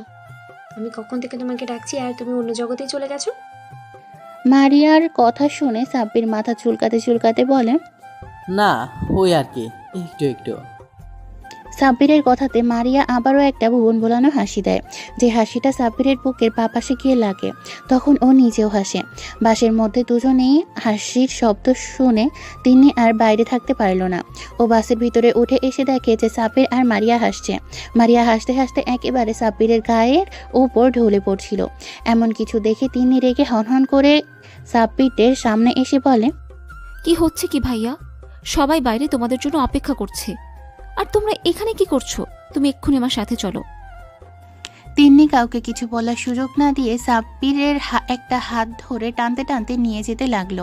তিন্নির এমন বিহেভিয়ারে মারিয়ার তখনকার কথাগুলো মনে পড়ে আর সাথে সাথে ওর মন খারাপ হয়ে যায়। তিন্নি সাব্বিরকে নিয়ে চলে যায় আর মারিয়াও ওদের পেছন পেছন বাস থেকে নেমে পড়ে। মারিয়া বাস থেকে নামতেই ওর বান্ধবীরা আসে আর ছায়া প্রশ্ন করে, কি রে দোস্ত, তুই যে বললি তুই সাব্বিরের সাথে বাসে একসাথে সময় কাটাবি, আমরা যেন তোর ধারের কাছেও না যাই, তোকে ডিস্টার্ব না করি, কিন্তু সাব্বিরকে দেখছি অন্য একটা মেয়ের সাথে ঢলাঢলি করতে করতে আসলো। কি হচ্ছে এসব? আমরা তো কিছুই বুঝতে পারছি না। তুই মুখটা বাংলার পাঁচের মতো করে রেখেছিস কেন? মারিয়া ওদের সবকিছু খুলে বলে। সব শুনে ওরা মারিয়াকে সান্ত্বনা দেয় আর বৃষ্টি বলে, দোস্ত মন খারাপ করিস না, আমাদের সাথে থাক, দেখ মন ভালো হয়ে যাবে। আর এই মেয়েটা তো সাব্বিরের কাজিন, তুই তো বললি, তাহলে এতে মন খারাপ করার কি আছে? মেয়েটা এতদিন পর দেশে ফিরেছে, তাই সাব্বির ওর সাথে সময় দিচ্ছে। তুই এসব বিষয় নিয়ে টেনশন করিস না, আমাদের সাথে আড্ডা দে, ভালো লাগবে দেখ। মারিয়া ওর বান্ধবীদের সাথে আড্ডা দিতে লাগলো। সবার সাথে আড্ডা দিয়ে মারিয়ার মনটা ভালো হয়ে যায়। তারপর ওরা সবাই মিলে যে হোটেল বুক করেছিল সেখানে চলে যায়। হোটেলের প্রত্যেক রুমে 5 জন করে থাকতে পারবে। মারিয়া ওর বান্ধবীরা একটা রুমে চলে যায়। আর এইদিকে সাব্বির ভাইয়া, আমি ওই মেয়েগুলোর সাথে এক রুমে থাকবো না, তুমি কিছু একটা করো। আমি কিভাবে তোমাকে ছাড়া থাকবো? আমার রাতে একা ঘুম আসবে না, আমি নতুন জায়গায় ঘুমোতে পারি না, নতুন জায়গায় একা একা থাকলে আমার অনেক ভয় লাগে। তিন্নির কথা শুনে সাব্বির রেগে গেল আর বলল, তিন্নি তুই কি বলছিস এসব? তোর কি মাথা ঠিক আছে? তুই কি পাগল টাগল হয়ে গেলি নাকি? তুই কি ছোট বাচ্চা নাকি যে তুই আমার রুমে থাকবি? তোকে আমি আগে আসতে বারণ করেছিলাম, আর এখন এখানে এসে এরকম নাটক করছিস? এসব নাটক বন্ধ কর। তোকে কি একা একটা রুম দেওয়া হয়েছে যে তুই একা থাকতে ভয় পাবি? তোর সাথে ওই রুমে আরও 4টে মেয়ে থাকবে, আর আমার ওই রুমে আরও 4টা ছেলে থাকবে। এখন ঢং না করে সোজা নিজের রুমে যা, অনেক রাত হয়ে গেছে, রুমে গিয়ে ঘুমিয়ে পড়। কালকে সকালে আবার বেরোতে হবে, তারপর রাতে আবার এখান থেকে বাসায় ফিরতে হবে। সাব্বিরের এমন রাগী চেহারা দেখে তিন্নির বেশ কিছু খারাপ লাগে। নিমিষেই ওর চোখে পানি চলে আসে। ও কান্নামাখা কণ্ঠে সাব্বিরকে বলে, ভাইয়া তুমি আমাকে এমন করে বলতে পারলে আমি ওদের সাথে থাকবো? ওরা কি আমার পরিচিত নাকি? সাব্বির তিন্নির চোখে স্পষ্ট পানি দেখতে পেল। তারপর রাগটাকে কন্ট্রোল করে নিয়ে তিন্নির গালে হাত দিয়ে শান্ত কণ্ঠে বলে, পিছি পড়ি। এই পাগলি, তুই কান্না করছিস কেন? দেখ, আমি তো শুধু তোকে কথাগুলো বোঝানোর জন্যই এমন করে পড়লাম, না হলে তুই তো আমার কথা বসে যাচ্ছিলি না। এখন কান্না বন্ধ করে রুমে যা, ফ্রেশ হয়ে ঘুমিয়ে পড়। সাব্বির এমন আদুরে কণ্ঠ শুনে তিন্নি কান্না বন্ধ করে দেয়। তারপর খুশি হয়ে লাফাতে লাফাতে ওকে জড়িয়ে ধরে বলে, আচ্ছা ঠিক আছে, যাচ্ছি। কালকে কিন্তু তুমি আমার সাথে ঘুরবে, আর কারোর সাথে না। কথা দাও, তবেই আমি যাব। আচ্ছা ঠিক আছে। সত্যি? থ্যাংক ইউ ভাইয়া, I love you. Tinni room থেকে চলে যায়। পরের দিন সকালবেলা সবাই রেডি হয়ে নাস্তা করে হোটেলের বাইরে অপেক্ষা করছে সবার জন্য। সবাই নিচে আসলে প্রিন্সিপাল স্যার মানে মারিয়ার আব্বু বলে, সবার উদ্দেশ্যে বলছি, কেউ একা কোথাও যাবে না, সবাই সবার সাথে সাথে থাকবে। প্রিন্সিপালের কথাতে সবাই সম্মতি জানায়। তারপর সবাই ঘুরতে বেরিয়ে পড়ে। অন্যদিকে মারিয়া শুধু দূর থেকে সাব্বিরকে আর তিন্নিকে ফলো করছে। সাব্বিরের পাশে তিন্নিকে মারিয়া কিছুতেই মেনে নিতে পারছে না। মারিয়ার ভেতরটা কষ্টে ফেটে গেছে, কিন্তু কারোর সামনে প্রকাশ করছে না। মারিয়া অন্যমনস্ক হয় বান্ধবীর সাথে ঘুরছে আর সাব্বিরকে ফলো করছে। সাব্বির যখনই মারিয়ার দিকে তাকাচ্ছে তখনই মারিয়া জোর করে হাসার চেষ্টা করছে। একটা সময় ওরা সবাই মিলে একটা লেকের পাড়ে আসে। লেকের পাড়ে আসতেই মারিয়ার বান্ধবীগুলো ওকে বলল, দেখ মারিয়া, তুই কিন্তু একদম লেকের ধারে যাবি না। তুই যে সাঁতার জানিস না সেটা কি তোর মনে আছে? একবার যদি পা পিছলে পড়ে যাস তাহলে এখান থেকে আর বেঁচে ফিরতে পারবি না। মনে আছে রে দোস্ত, সবই মনে আছে, আমি কিছুই বলিনি। মারিয়াদের এই সমস্ত কথা তিন্নি আড়াল থেকে শুনে নেয় আর একটা ডেভিল হাসি দেয়। সাব্বির ফোন দিয়ে সুন্দর কিছু মুহূর্তের ক্যামেরাবন্দি করছিল। ও খেয়ালই করেনি মারিয়া কোথায় আছে। একটা সময় ওর বান্ধবীরা সবাই প্রকৃতির অপরূপ সৌন্দর্য দেখছে আর মারিয়া একা হয়ে পড়ে। আর এই সুযোগে পেছন থেকে তিন্নি গিয়ে ওকে ধাক্কা দিয়ে লেকের পানিতে ফেলে দেয়। মারিয়া লেকের পানিতে পড়ে সাথে সাথে চিৎকার দিয়ে ওঠে আর বারবার সবাইকে ডাকতে থাকে। তারপর বেশ কিছুক্ষণ মারিয়া চিৎকার করতেই সবাই ছুটে লেকের কাছে এসে দেখে মারিয়া পানিতে হাবুডুবু খাচ্ছে। প্রিন্সিপাল স্যার মারিয়া বলে চিৎকার দেয়। তারপর পানিতে নামতে গেলেই সাব্বির এসে আটকে দেয়। তারপর নিজেই লেকের পানিতে ঝাঁপ দেয়। সাব্বির সাঁতরে মারিয়ার কাছে চলে যায়। তারপর নিজের সাথে জড়িয়ে নিয়ে মারিয়াকে পানি থেকে তুলে আনে। মারিয়া অনেক পানি খেয়ে ফেলেছে, যার দরুন জ্ঞান হারিয়ে ফেলেছে। সাব্বির মারিয়াকে পাড়ে শুইয়ে দেয়। তারপর সাব্বির 2 হাত দিয়ে মারিয়ার পেটে চাপ দিয়ে পানি বের করতে থাকে। মারিয়ার পেট থেকে পানি বের হওয়ার পরেও যখন ওর জ্ঞান ফিরছিল না তখন সাব্বির ওর হাত ধরে ডাকতে থাকে, মারিয়া পাখি, এই মারিয়া পাখি, প্লিজ চোখ খোলো, একটু কথা বলো পাখলি আমার সাথে। আবেগের বশে সাব্বির কি বলছে নিজেও জানে না। সাব্বিরের এই সমস্ত ডাক শুনে সবাই ওর দিকে তাকিয়ে আছে। এদিকে তিন্নি তো রাগে আগুন হয়ে যাচ্ছে। তিনি কল্পনাও করতে পারছে না সাজানো প্ল্যানটা নষ্ট হয়ে গেল। একটা সময় যখন মারিয়ার চোখ খুলছিল না তখন সাব্বির আর উপায় না পেয়ে মারিয়ার ঠোঁটে ঠোঁট ডুবিয়ে দিয়ে ওকে শ্বাস নিতে সাহায্য করতে থাকে। বেশ কয়েকবার চেষ্টা করাতেই মারিয়ার জ্ঞান ফিরে।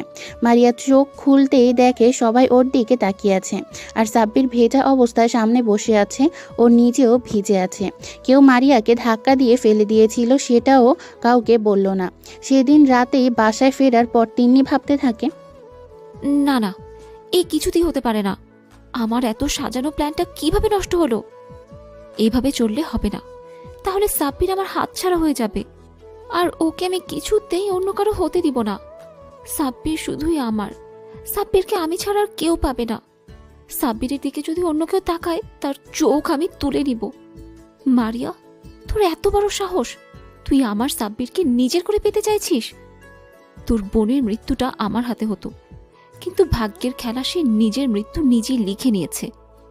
এখন তোর পালা। তিন্নি, তুই ভাব, তোকে বড় কিছু করতে হবে। তিন্নি কিছু একটা ভেবে তারপর পাগলের মতো হাসতে শুরু করে। মারিয়া, তুমি রেডি থাকো। এবার তোর সাথে যেটা হতে চলেছে সেটা তুই কল্পনাও করতে পারবি না। তিন্নিমা, আমার কি হয়েছে? এভাবে কান্না করছিস কেন? দরজাটা খোল, কি হয়েছে সেটা না বললে কিভাবে হবে? এভাবে খাওয়া দাওয়া বন্ধ করে রুমের দরজা লক করে কান্না করলে হবে? একটু দরজা খোল, বল মা কি হয়েছে? আম্মুর কথা শুনে তিন্নি রুমের ভেতর থেকে জোরে চিৎকার দিয়ে বলে, আন্টি তুমি এখান থেকে চলে যাও, আমি কিছু খাবো না আর রুমের দরজাও খুলবো না। এরকম করলে কেমন করে হবে? এমন জেদ ধরে থাকলে হবে? বল মা, দরজাটা একটু খোল, কি চাই বল? তোর যা চাই আমি তোকে দিব, শুধু একটা বার বল তোর কি চাই, দেখ আমি তোকে সেটাই দিব। তাও দরজা খোল। তুই সারাদিন কিছুই খাসনি, এভাবে না খেয়ে কান্নাকাটি করলে তো অসুস্থ হয়ে পড়বি। আন্টি আমি যা বলবো তাই শুনবে তুমি? আমি যা চাইবো সেটা দিবে বলো? বললাম দিব, তুই একবার দরজাটা খোল মা, তুই যা বলবি সেটাই হবে। এইভাবে বললে হবে না, তুমি কথা দাও আমি যা চাইবো তাই দিবে, তাহলেই আমি দরজা খুলবো, না হলে আমি দরজা খুলবো না। আচ্ছা ঠিক আছে, আমি কথা দিলাম, তুই যা বলবি সেটাই হবে। এখন দরজাটা খোল মা। আম্মুর কথাতে তিন্নি ছুটে এসে দরজা খুলে দেয়। তারপর আম্মুর হাতটা ধরে এনে বেডে বসিয়ে দিয়ে তিন্নি আম্মুর পায়ের কাছে বসে পড়ে। তিন্নি আম্মুর একটা হাত মাথার উপরে রেখে বলে, তাহলে আমার মাথায় হাত রেখে বলো, আমি এই মুহূর্তে তোমার কাছে যেটা চাইবো তুমি সেটা দিবে? তিন্নির কথা শুনে আম্মু হাতটা এক ঝাটকা দিয়ে সরিয়ে দিয়ে বলে, মায়েরা কখনো সন্তানের মাথার উপর হাত দিয়ে কসম করে না, বুঝেছিস পাগলি মেয়ে? আমি একবার বলেছিলাম তুমি যেটা বলবি, যেটা চাইবি সেটাই তোকে দেওয়ার। সত্যি তো? হ্যাঁ সত্যি। এবার বল তোর কি চাই? আন্টি আমি তোমার ছেলের বউ হতে চাই, আমি ঈশানকে অনেক ভালোবাসি, আমি তোমার ছেলেকে ছাড়া থাকতে পারবো না। তুমি যদি আমার বিয়েটা সাব্বিরের সাথে না দাও তাহলে আমি নিজেকে শেষ করে দিব। আমি তোমার ছেলেকে নিজের থেকেও বেশি ভালোবাসি, ওকে ছাড়া থাকার কথা কল্পনাও করতে পারি না। সাব্বির আমার জান প্রাণ কলিজা, আমার পুরো মন মস্তিষ্কে বসবাস করা পুরুষটা সাব্বির। আন্টি আমি তোমার ছেলেকে চাই, তুমি ওকে আমার করে দাও। আম্মু তিন্নির কথা শুনে চিন্তায় পড়ে গেল। উনি কি করবে সেটা ভেবে উঠতে পারছে না। আম্মু শুধু ভাবছে সাব্বির যদি অন্য কাউকে ভালোবাসে আর তিন্নিকে যদি বিয়ে করতে রাজি না হয় তাহলে উনি তিন্নিকে দেওয়া কথা কিভাবে রাখবে। আর মেয়েটা যেভাবে পাগলামি শুরু করে দিয়েছে, এখন যদি ওকে অন্য কিছু বলা হয়নি নিশ্চয়ই উল্টাপাল্টা কিছু করে ফেলবে। আর আম্মু ওকে কথা দিয়ে ফেলেছে, উনি এখন কথা কিভাবে ফিরিয়ে নিবে। অনেক ভাবনা চিন্তা করার পর আম্মু বলে, দেখো মা, তোমার পরিস্থিতি আমি বুঝতে পেরেছি, কিন্তু এটা সাব্বির লাইফের ব্যাপার, ওর লাইফের সিদ্ধান্ত আমি কিভাবে নিব? ও যদি অন্য কাউকে ভালোবেসে থাকে তখন কি হবে? তাছাড়া সাব্বিরকে না জিজ্ঞাসা করে আমি কিভাবে এত বড় সিদ্ধান্তটা নেব? না না আমি কিচ্ছু জানি না, তুমি আমাকে কথা দিয়েছো, আমি যা চাইবো তুমি তাই দিবে। আমার এখন তোমার ছেলেকে চাই মানে চাই, আর বিয়েটা আমি কালকেই করতে চাই, আর যদি না হয় আমি নিজেকে শেষ করে দিব। তিন্নির এরকম কথা শুনে আম্মু নিজের মন মস্তিষ্কের সাথে লড়াই করতে না পেরে তিন্নিরকে কথা দিয়ে দেয় সাব্বিরের সাথে ওর বিয়েটা দিবে, আর সেটা কালকেই। তিন্নি প্রচণ্ড পরিমাণে খুশি হয়, কারণ সবটা ওর প্ল্যান অনুযায়ী হয়েছে। তারপর সন্ধেবেলা যখন সাব্বির বাসায় ফিরে তখন আম্মু ড্রয়িং রুমে বসেছিল। সাব্বির রুমে যেতে গেলে আম্মু ওকে ডাকে, সাব্বির শোন, তোর সাথে কথা আছে। সাব্বির আম্মুর কথাতে ওনার সামনে আসে। কি আম্মু বলো, কি বলবে?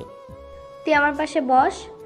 সাব্বির বেশ বুঝতে পারে ব্যাপারটা খুবই সিরিয়াস, তাই কোনো প্রশ্ন না করে আম্মুর পাশে বসে পড়ে আর বলে, বলো কি বলবে? তুই কি কাউকে ভালোবাসিস? মানে তোর কি কোনো পছন্দের মানুষ আছে? আম্মুর মুখে এরকম কথা শুনে সাব্বির অবাক হলো। ওর মাথায় হাজারো প্রশ্ন ঘুরপাক খেতে লাগলো।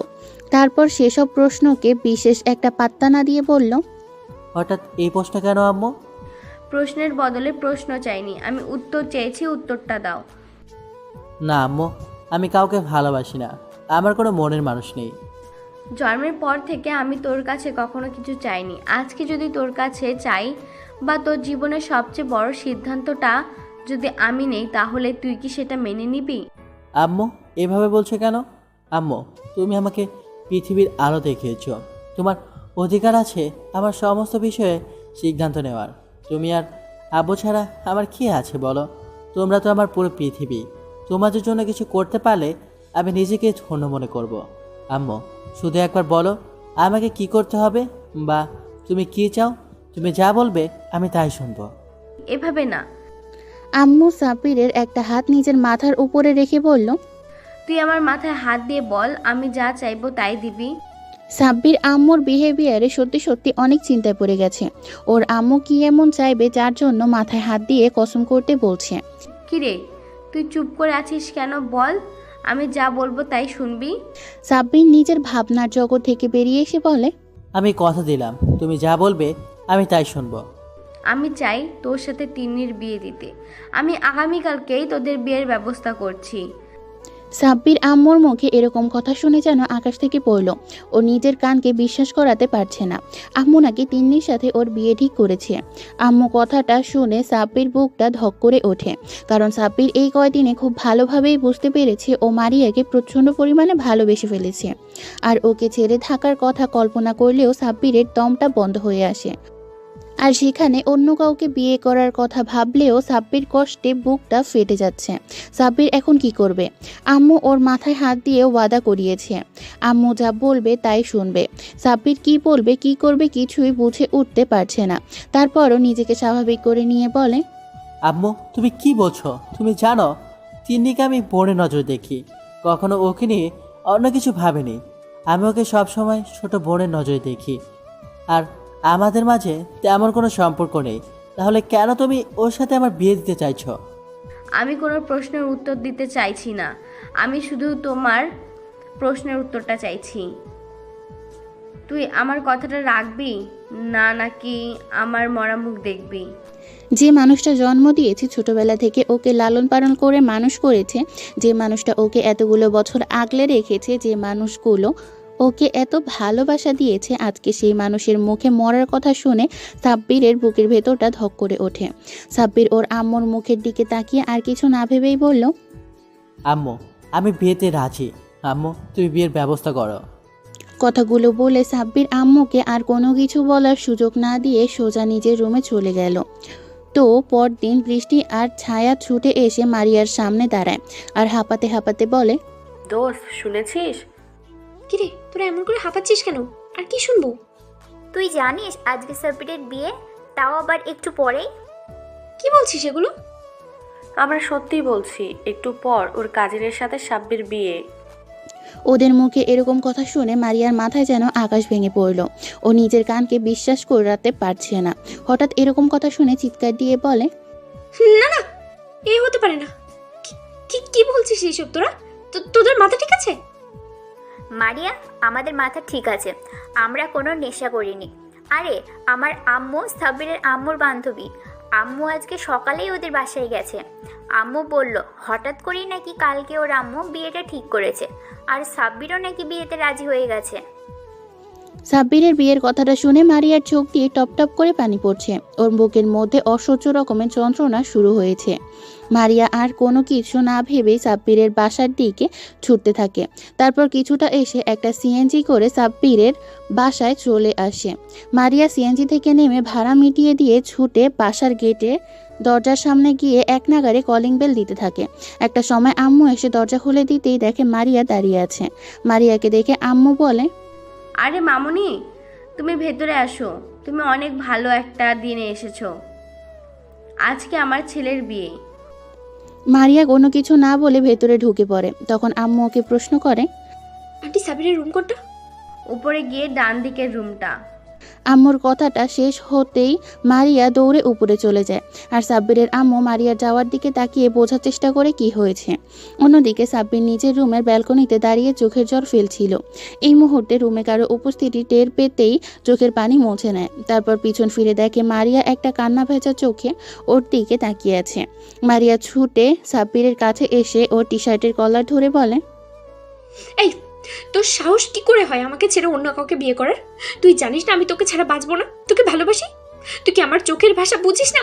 সাব্বির, আমি তোকে ছাড়া বাঁচতে পারবো না। তুই এই বিয়েটা কখনোই করবি না। তুই শুধু আমার, তুই অন্য কারণ না। সাব্বির এতক্ষণ নিজের মনকে এটা বলে সান্ত্বনা দিচ্ছিল যে মারিয়া ওর সিনিয়র আপু, আর মারিয়া হচ্ছে অনেক ধনী পরিবারের মেয়ে। ও কখনো সাব্বিরকে ভালোবাসতে পারে না। সাব্বির মারিয়াকে পাগলের মতো ভালোবাসে, তারপরও ভালোবাসে সেটা না বলার রয়ে গেছে। অন্যদিকে মারিয়া সাব্বির এতটা বেশি ভালোবাসে সেটা বলার আগেই সাব্বির ওর লাইফ থেকে হারিয়ে যাচ্ছে। সাব্বির চুপ করে আছে দেখে সাব্বির ওর শার্টের কলার ঝাঁকিয়ে আবারও বলে, এই তুই কথা বলছিস না কেন? আমি কি বলছি তুই শুনতে পাচ্ছিস না? ভালোবাসি তোকে, আমি তোকে ছাড়া বাঁচবো না। তুই হয়তো উনিকে বিয়ে করবি না, তুই যদি ওকে বিয়ে করিস আমি নিজেকে শেষ করে দেবো। তুই শুধু আমার না হলে অন্য কারণই না। সাব্বির মারিয়ার কথার প্রতি উত্তরে কিছু বলতে যাবে তখনই দরজার দিকে তাকিয়ে দেখে ওর আব্বু আম্মু দাঁড়িয়ে আছে। আর শুধু আব্বু আম্মু নয়, বিয়ের যে কয়জন লোক এসেছিল সবাই দাঁড়িয়ে আছে, আর সবার পেছনে তিনি দাঁড়িয়ে আছে। সাব্বিরকে পেছনে তাকাতে দেখে মারিয়া ওকে ছেড়ে দিয়ে নিজেও পেছনে তাকিয়ে দেখে বাসার সবাই দাঁড়িয়ে আছে। মারিয়া এবার আম্মুকে দেখে দৌড়ে আম্মুর কাছে গিয়ে হুট করে আম্মুর পায়ের কাছে বসে পড়ে। তারপর পা দুটো জড়িয়ে ধরে কান্না করে দিয়ে বলে, আন্টি, আমি সাব্বিরকে অনেক ভালোবাসি। প্লিজ আন্টি, তুমি ওর বিয়েটা অন্য কোথাও দিও না। তুমি তো আমাকে কথা দিয়েছিলে, আমার কখনোই কিছু প্রয়োজন হলে যেন তোমাকে বলি। আজকে আমি তোমার ছেলেকে চাইছি। আমি সাব্বিরকে অনেক ভালোবাসি আন্টি, আমি ওকে ছাড়া বাঁচবো না। তুমি বিয়েটা ভেঙে দাও আন্টি, প্লিজ। ওর বিয়ে অন্য কোথাও হয়ে গেলে আমি নিজেকে শেষ করে দেবো। আমি ওকে ছাড়া থাকার কথা কল্পনাও করতে পারি না। আম্মু এতক্ষণ একটা ঘোরের মধ্যে ছিল, তাই মারিয়ার এভাবে পায়ে পড়ে কান্নাকাটি করাতে আম্মু ঘাবড়ে গিয়ে পিছিয়ে যায়। তারপর মারিয়াকে উঠিয়ে নেয়। আম্মু বুঝতে পারে না এখন কি করবে। একদিকে তিন্নি সাব্বিরকে না পেলে মরে যাবে, আরেকদিকে মারিয়া যদি সাব্বিরকে না পায় ও মরে যাবে। আম্মু এমন একটা পরিস্থিতির মধ্যে পড়ে গেছে যেখানে উনি যেদিকে যাবে তার উল্টোটা সমস্যা বাড়বে। মারিয়া আম্মুকে ছেড়ে আব্বুর পায়ে পড়ে গেলে ওনার আব্বু মারিয়াকে আটকে দেয়। মারিয়া আবার সাব্বিরের কাছে যায়, তারপর ওর পায়ের কাছে বসে বলতে থাকে, সাব্বির, তুমি শুধু আমার, তুমি অন্য কাউকে ভালোবাসতে পারো না। তুমি শুধু আমাকে ভালোবাসবে। তুমি এই বিয়ে কিছুতেই করতে পারো না। তুমি আমাকে ছেড়ে অন্য কাউকে বিয়ে করবে না, বলে দাও। আমি তোমাকে ভালোবাসি, তোমাকে ছাড়া বাঁচবো না।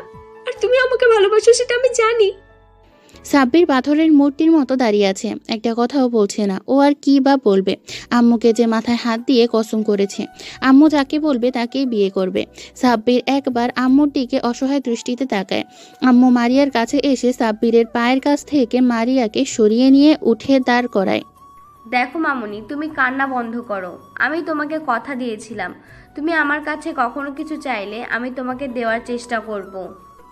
তিন্নি এতক্ষণ চুপ ছিল, হঠাৎ আম্মুর মুখে এরকম কথা শুনে চিৎকার দিয়ে বলে, এই মেয়ে, তোমার এত সাহস! তুমি আমার সাব্বিরকে আমার থেকে কেড়ে নিতে চাইছো? তোকে তো আমি...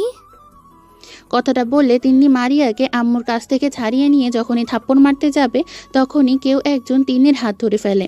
তিন্নি হাতের দিকে তাকাতে অবাক হয়ে যায়, কারণ তিন্নির হাত আর কেউ নয়, সাব্বির ধরেছে। সাব্বির তিন্নির হাতটা এক ঝাটকা দিয়ে সরিয়ে দেয়। তিনি টাল সামলাতে না পেরে দু কদম পিছিয়ে যায়। আর ঠিক সেই মুহূর্তে মারিয়ার বান্ধবীগুলো সব ওদের বাসায় আসে। ওদের সাথে একটা ছেলেও আসে। তখন ছায়া বলে, অনেক হয়েছে তিন্নি, তোমার নাটক তামাশা। এবার আমি তোমার আসল মুখোশ সবার সামনে খুলে দিব। ছায়ার সাথে থাকা ছেলেটিকে বলে, নিশাদ, তোমার কাছে যেটা আছে সেটা সবাইকে দেখাও। নিশাদ ওর হাতে থাকা মোবাইলটি থেকে একটা ভিডিও অন করে সবার সামনে ধরে, যেখানে স্পষ্ট দেখা যাচ্ছে তিন্নি মারিয়াকে লেকের পানিতে ধাক্কা মেরে ফেলে দিয়েছিল। এবার ছায়া বলে, সেদিন লেকের পানিতে মারিয়া পড়ে যায়নি, তিন্নিই ওকে ইচ্ছে করে ফেলে দিয়েছিল। তাতে ওর পথের কাঁটা সরে যায়, কারণ ও খুব ভালো করেই জানতো মারিয়া সাব্বিরকে পছন্দ করে, তাই ও সব প্ল্যান করে সাজিয়েছে। আসলে এই মেয়ে কখনো সাব্বিরকে ভালোবাসেনি, এটা ওর একটা জেদ। ওর মতো মেয়ে কখনো কাউকে ভালোবাসতেই পারে না। এই ভিডিও দেখে আর ছায়ার এই সমস্ত কথা শুনে সবাই অবাক চাহনিতে তাকিয়ে আছে। ওরা ভাবতেই পারছে না তিন্নি এরকম একটা মেয়ে। আম্মু এমন কিছু দেখে ধপ করে বসে পড়েছে। তারপর আব্বু গিয়ে আম্মুকে উঠিয়ে নেয়। তখন আম্মু উঠে এসে তিন্নির সামনে গিয়ে ওর গালে ঠাস ঠাস করে দুটো থাপ্পড় মেরে দেয় আর বলে, আমার প্রথম থেকেই তোকে সন্দেহ লাগতো, তাই তো আমি তোর সাথে বিয়ে দিতে চাইনি আমার ছেলের। কিন্তু তুই যে এতটা বাজে একটা মেয়ে সেটা জানতাম না। এবার আম্মু সাব্বিরের সামনে যায়, তারপর সাব্বিরের গালে ঠাস করে দুটো থাপ্পড় দেয় আর বলে, এই তুই এখন ওই পাথরের মূর্তির মতো দাঁড়িয়ে আছিস? তুই জানিস না তোকে এখন কি করতে হবে? সাব্বির গালে হাত দিয়ে দাঁড়িয়ে আছে। ঠিক সেই মুহূর্তে আবারও বাসার সামনে পুলিশের গাড়ি এসে থামে। তারপর কতগুলো পুলিশ বাসার ভিতরে ঢুকে তিন্নিকে অ্যারেস্ট করে নেয়। তিনি মারিয়াকে নয়, ওর বোন নীলাকে ধর্ষণের পেছনে দায়ী, আর সেটা সবাই পুলিশের থেকে জানতে পারলো। এবার আম্মু অবাক হয়ে বলে, তুই কখন পুলিশকে ফোন করলি? সাইড থেকে সাব্বিরের আব্বু বলে, এতক্ষণ তো তোমাদের নাটক তামাশা দেখছিলাম, আমি কিছুই বলিনি। তুমি আমার ছেলেকে তোমার মাথায় হাত দিয়ে কসম করালে, তাও আমি কিছু বলিনি। কিন্তু এখন তুমি আমার ছেলেকে মারলে কেন? পুলিশকে আমি ইনফর্ম করেছি আরো 1 ঘন্টা আগে, কারণ আমি আগে থেকে এই মেয়ের চরিত্র সম্পর্কে জানতাম। শুধু সম্পর্কের খাতিরে কিছু বলতাম না, কিন্তু যখন দেখলাম তুমি এই মেয়ের সাথে আমার ছেলের বিয়ে ঠিক করেছো, তখন আমি বিশ্বাস করতে পারছিলাম না। আমি বারবার ভাবছিলাম তুমি কিভাবে আমার ছেলের জীবনটা নষ্ট করে দিচ্ছ। তুমি একটা বারও আমাকে জানানোর প্রয়োজন মনে করোনি। তুমি এত সব সিদ্ধান্ত একাই নিয়েছো, তাও আমি কিচ্ছু বলিনি। কিন্তু এখন তুমি যে আমার ছেলের গায়ে হাত তুললে কেন, এসব আমি পরে দেখে নিব। তার আগে ইন্সপেক্টর ওকে নিয়ে যান। আব্বুর কথাতে পুলিশ তিন্নিকে নিয়ে চলে যায়। এতক্ষণ সাব্বির পাথরের মূর্তির মতো চুপ থাকলেও ওর চোখের কোণ দিয়ে পানি গড়িয়ে পড়ছে। বুকের মাঝে চেপে রাখা কষ্টটা আর দমিয়ে রাখতে পারেনি। মারিয়া এতক্ষণ অবাকের পর অবাক হচ্ছিল, কিন্তু হঠাৎ সাব্বিরকে কান্না করতে দেখে মারিয়ার বুকের ভিতর ঠক করে ওঠে। ও ছুটে সাব্বিরের সামনে গিয়ে দাঁড়ায়। সাথে সাথে সাব্বির ওকে 2 হাতে শক্ত করে বুকের সাথে জড়িয়ে ধরে কান্না করে দেয়। সাব্বির যেন ভুলেই গেছে যে রুমের মধ্যে সবাই আছে।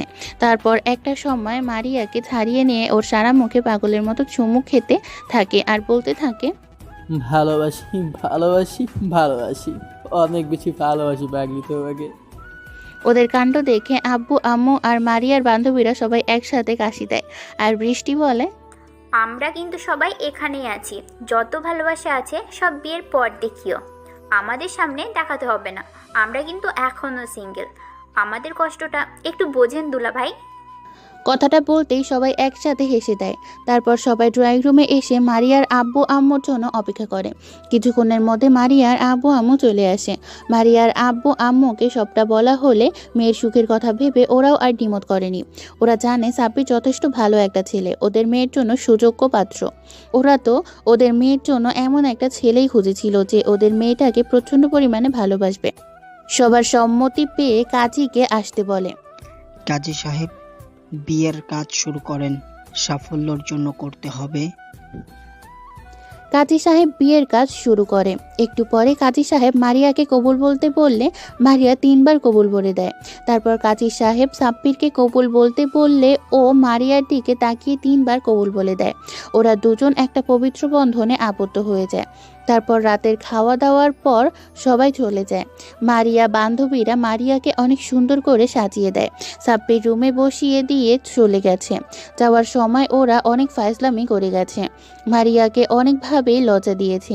একটু পর সাব্বির রুমে এসে দরজাটা বন্ধ করে দেয়। দরজা বন্ধ করার আওয়াজে মারিয়ার বুকের ভিতর ঢক করে ওঠে। 2 হাতে শাড়িটা খামচে ধরে। সাব্বির বিছানার কাছে এসে দাঁড়াতেই মারিয়ার বেডে থেকে নেমে সাব্বিরের পায়ে হাত দিয়ে সালাম করে। সাব্বির মারিয়াকে ওঠাচ্ছে না, তাই মারিয়া সাব্বিরের পায়ে হাত দিয়েই বসে আছে। এভাবেই বেশ কিছুক্ষণ কেটে যায়। মারিয়া এবার বিরক্ত হয়ে মাথা উঠিয়ে বলে, কি হলো, আমাকে ওঠাচ্ছ না কেন? মারিয়ার কথা শুনে সাব্বির আলসেমি একটা ভাব নিয়ে বলে। সাব্বিরের কথা শুনে মারিয়া ভ্রু কুঁচকে তাকিয়ে বলে, ওঠাবে না মানে? ভার্সিটির গন্ডি সিনিয়র আপু ভার্সিটির প্রতিটা ছেলের ক্রাশ। প্রতিটা ছেলেকে র্যাগিং দিয়ে ভয় দেখানো মেয়েটা আজকে আমার পায়ে ধরে সালাম করছেন। আমার তো ভালোই লাগছে। তুমি যত ইচ্ছে সালাম করো, আমি আর কিছু বলবো না। আমি দাঁড়িয়ে আছি, তুমি চিন্তা করো না, আমি তোমাকে আটকাবো না। তুমি সালাম করো। সাব্বিরের কথা শুনে মারিয়া বেশ রেগে যায়। তারপর দাঁড়িয়েই এক ঝটকা মেরে ঘোমটা ফেলে দেয়। তারপর রাগী চোখে সাব্বিরের দিকে ফিরে এসে আঙুল উঠিয়ে বলে, এই তুই কি বললি আমাকে? তোর সাহস তো কম না, তারা তোকে দেখাচ্ছি মজা। ও মা, আমি কেমন মেয়ে বিয়ে করলাম যে কিনা নিজের স্বামীকে তুই তুকারি করে বলে, নিজের স্বামীকে একটু সম্মানও করে না। সাব্বিরের কথা শুনে মারিয়া আরও রেগে যায়। মারিয়া কিছু বলে ওঠার আগেই সাব্বির হাই তুলে বলে, আচ্ছা ঠিক আছে, কিছু তো করার নেই, সবই আমার কপাল। এই বেয়াদব বউটাকেই আমার এখন চালিয়ে নিতে হবে। বাংলাদেশ সরকার এক্সচেঞ্জ অফার চালু করেনি, না হলে আমি বউ এক্সচেঞ্জ করতাম, কিন্তু কিছু করার নেই। সাব্বির, সবই তোর কপাল। আচ্ছা বউ, তুমি ঘুমিয়ে পড়ো, আমার ঘুম আসছে, আমি ঘুমিয়ে পড়লাম। সাব্বিরের কথা শুনে মারিয়া রেগে আগুন হয়ে গেল। ঘুমিয়ে পড়ার কথাটা শুনে চোখ ছোট ছোট করে তাকিয়ে বলে, ঘুমিয়ে পড়বো মানে? আজকে তো আমাদের বাসর রাতে কি কেউ ঘুমায়? মারিয়ার কথা শুনে সাব্বির দুষ্টুমি করে মারিয়াকে বলে, কেন কেন বাসর রাতে মানুষ ঘুমায় না কেন? বাসর রাতে কি এমন করে মানুষ যে ঘুমানো নিষেধ? সাব্বিরের কথায় মারিয়া বেশ লজ্জা পেয়ে যায়। তারপর মাথা নিচু করে বলে, কেন? বাসর রাতে কি করে তুমি জানো না বুঝি? বাসর রাতে কি করে মানুষ জানলে কি আর জিজ্ঞাসা করে? দেখো, তুমি যেহেতু আমার সিনিয়র, তুমি আমার থেকেই ভালো জানবে, তাই তুমি বলো বাসর রাতে মানুষ কি করে যে ঘুমানো যাবে না? সাব্বিরের কথা শুনে মারিয়া আস্তে আস্তে বলে, বাসর রাতে সবাই বিড়াল মারে, জানো না বুঝি? মারিয়ার কথা শুনে সাব্বির রুমের এদিকে সেদিকে খোঁজাখুঁজি শুরু করে। তখন মারিয়া ভ্রু কুঁচকে সাব্বিরের দিকে কিছুক্ষণ তাকিয়ে থেকে বেশ কিছুক্ষণ পর মারিয়া বলে, এই তুমি এভাবে কি খুঁজছো? তুমি বলো, আমি খুঁজে দিচ্ছি। আরে তুমি না বললে বাসর রাতে মানুষ বিড়াল মারে? ওই জন্য আমি সারা রুমে বিড়াল খুঁজে বেড়াচ্ছি। শালার বিড়াল না পেলে মারবো কাকে? মারিয়া বেশ বুঝতে পারছে সাব্বির ওর সাথে দুষ্টুমি করছে। এবার মারিয়া অনেকটা রেগে যায় আর বলে, তোমাকে কোনো বিড়াল মারতে হবে না, তুমি ঘুমিয়ে পড়ো। তোমার থেকে কিছু আশা করাটাই বেকার। তুমি একটা নিরামিষ, আনরোম্যান্টিক। আমার কলটাই খারাপ। শেষমেশ কিনা এই আনরোম্যান্টিক নিরামিষটাই আমার জামায় জুটলো। কথাগুলো বলেই মারিয়া রেগে ব্যালকনিতে চলে গেল। সাব্বির মুচকি মুচকি হাসতে লাগলো। মারিয়া ব্যালকনিতে এসে রাগে ফুঁসতে থাকে, আবার পরক্ষণেই কান্না করে দেয়। মারিয়া নীরবে কান্না করছে। তারপর সাব্বির ওর ফুপিয়ে ওঠার শব্দ পেয়ে সাব্বিরের বুকের ভিতরটা ধক করে ওঠে। ও তো শুধু মারিয়ার সাথে একটু দুষ্টুমি করছিল। ও এটা দেখছিল মারিয়ার সহ্য ক্ষমতা কতদূর। কিন্তু মারিয়া হঠাৎ এভাবে কান্না করায় ওর বুকের ভিতর ছিনছিনে ব্যথা শুরু হয়ে গেছে। একটা মেয়ে ঠিক কতটা ভালোবাসলে শুধু ওকে পাওয়ার জন্য এভাবে সবার পায়ে পড়ে শুধু ভালোবাসাটা ভিক্ষা চাইতে পারে। সাব্বির নিজের কাছেই নিজেকে এই কথা দিয়েছে, মেয়েটার চোখে কখনো পানি আসতে দিবে না। পৃথিবীর সমস্ত সুখ এই মেয়েটার কাছে এনে দিবে। মেয়েটাকে সাব্বির ভালোবেসে নিজের বুকের মধ্যে আঁকলে রাখবে।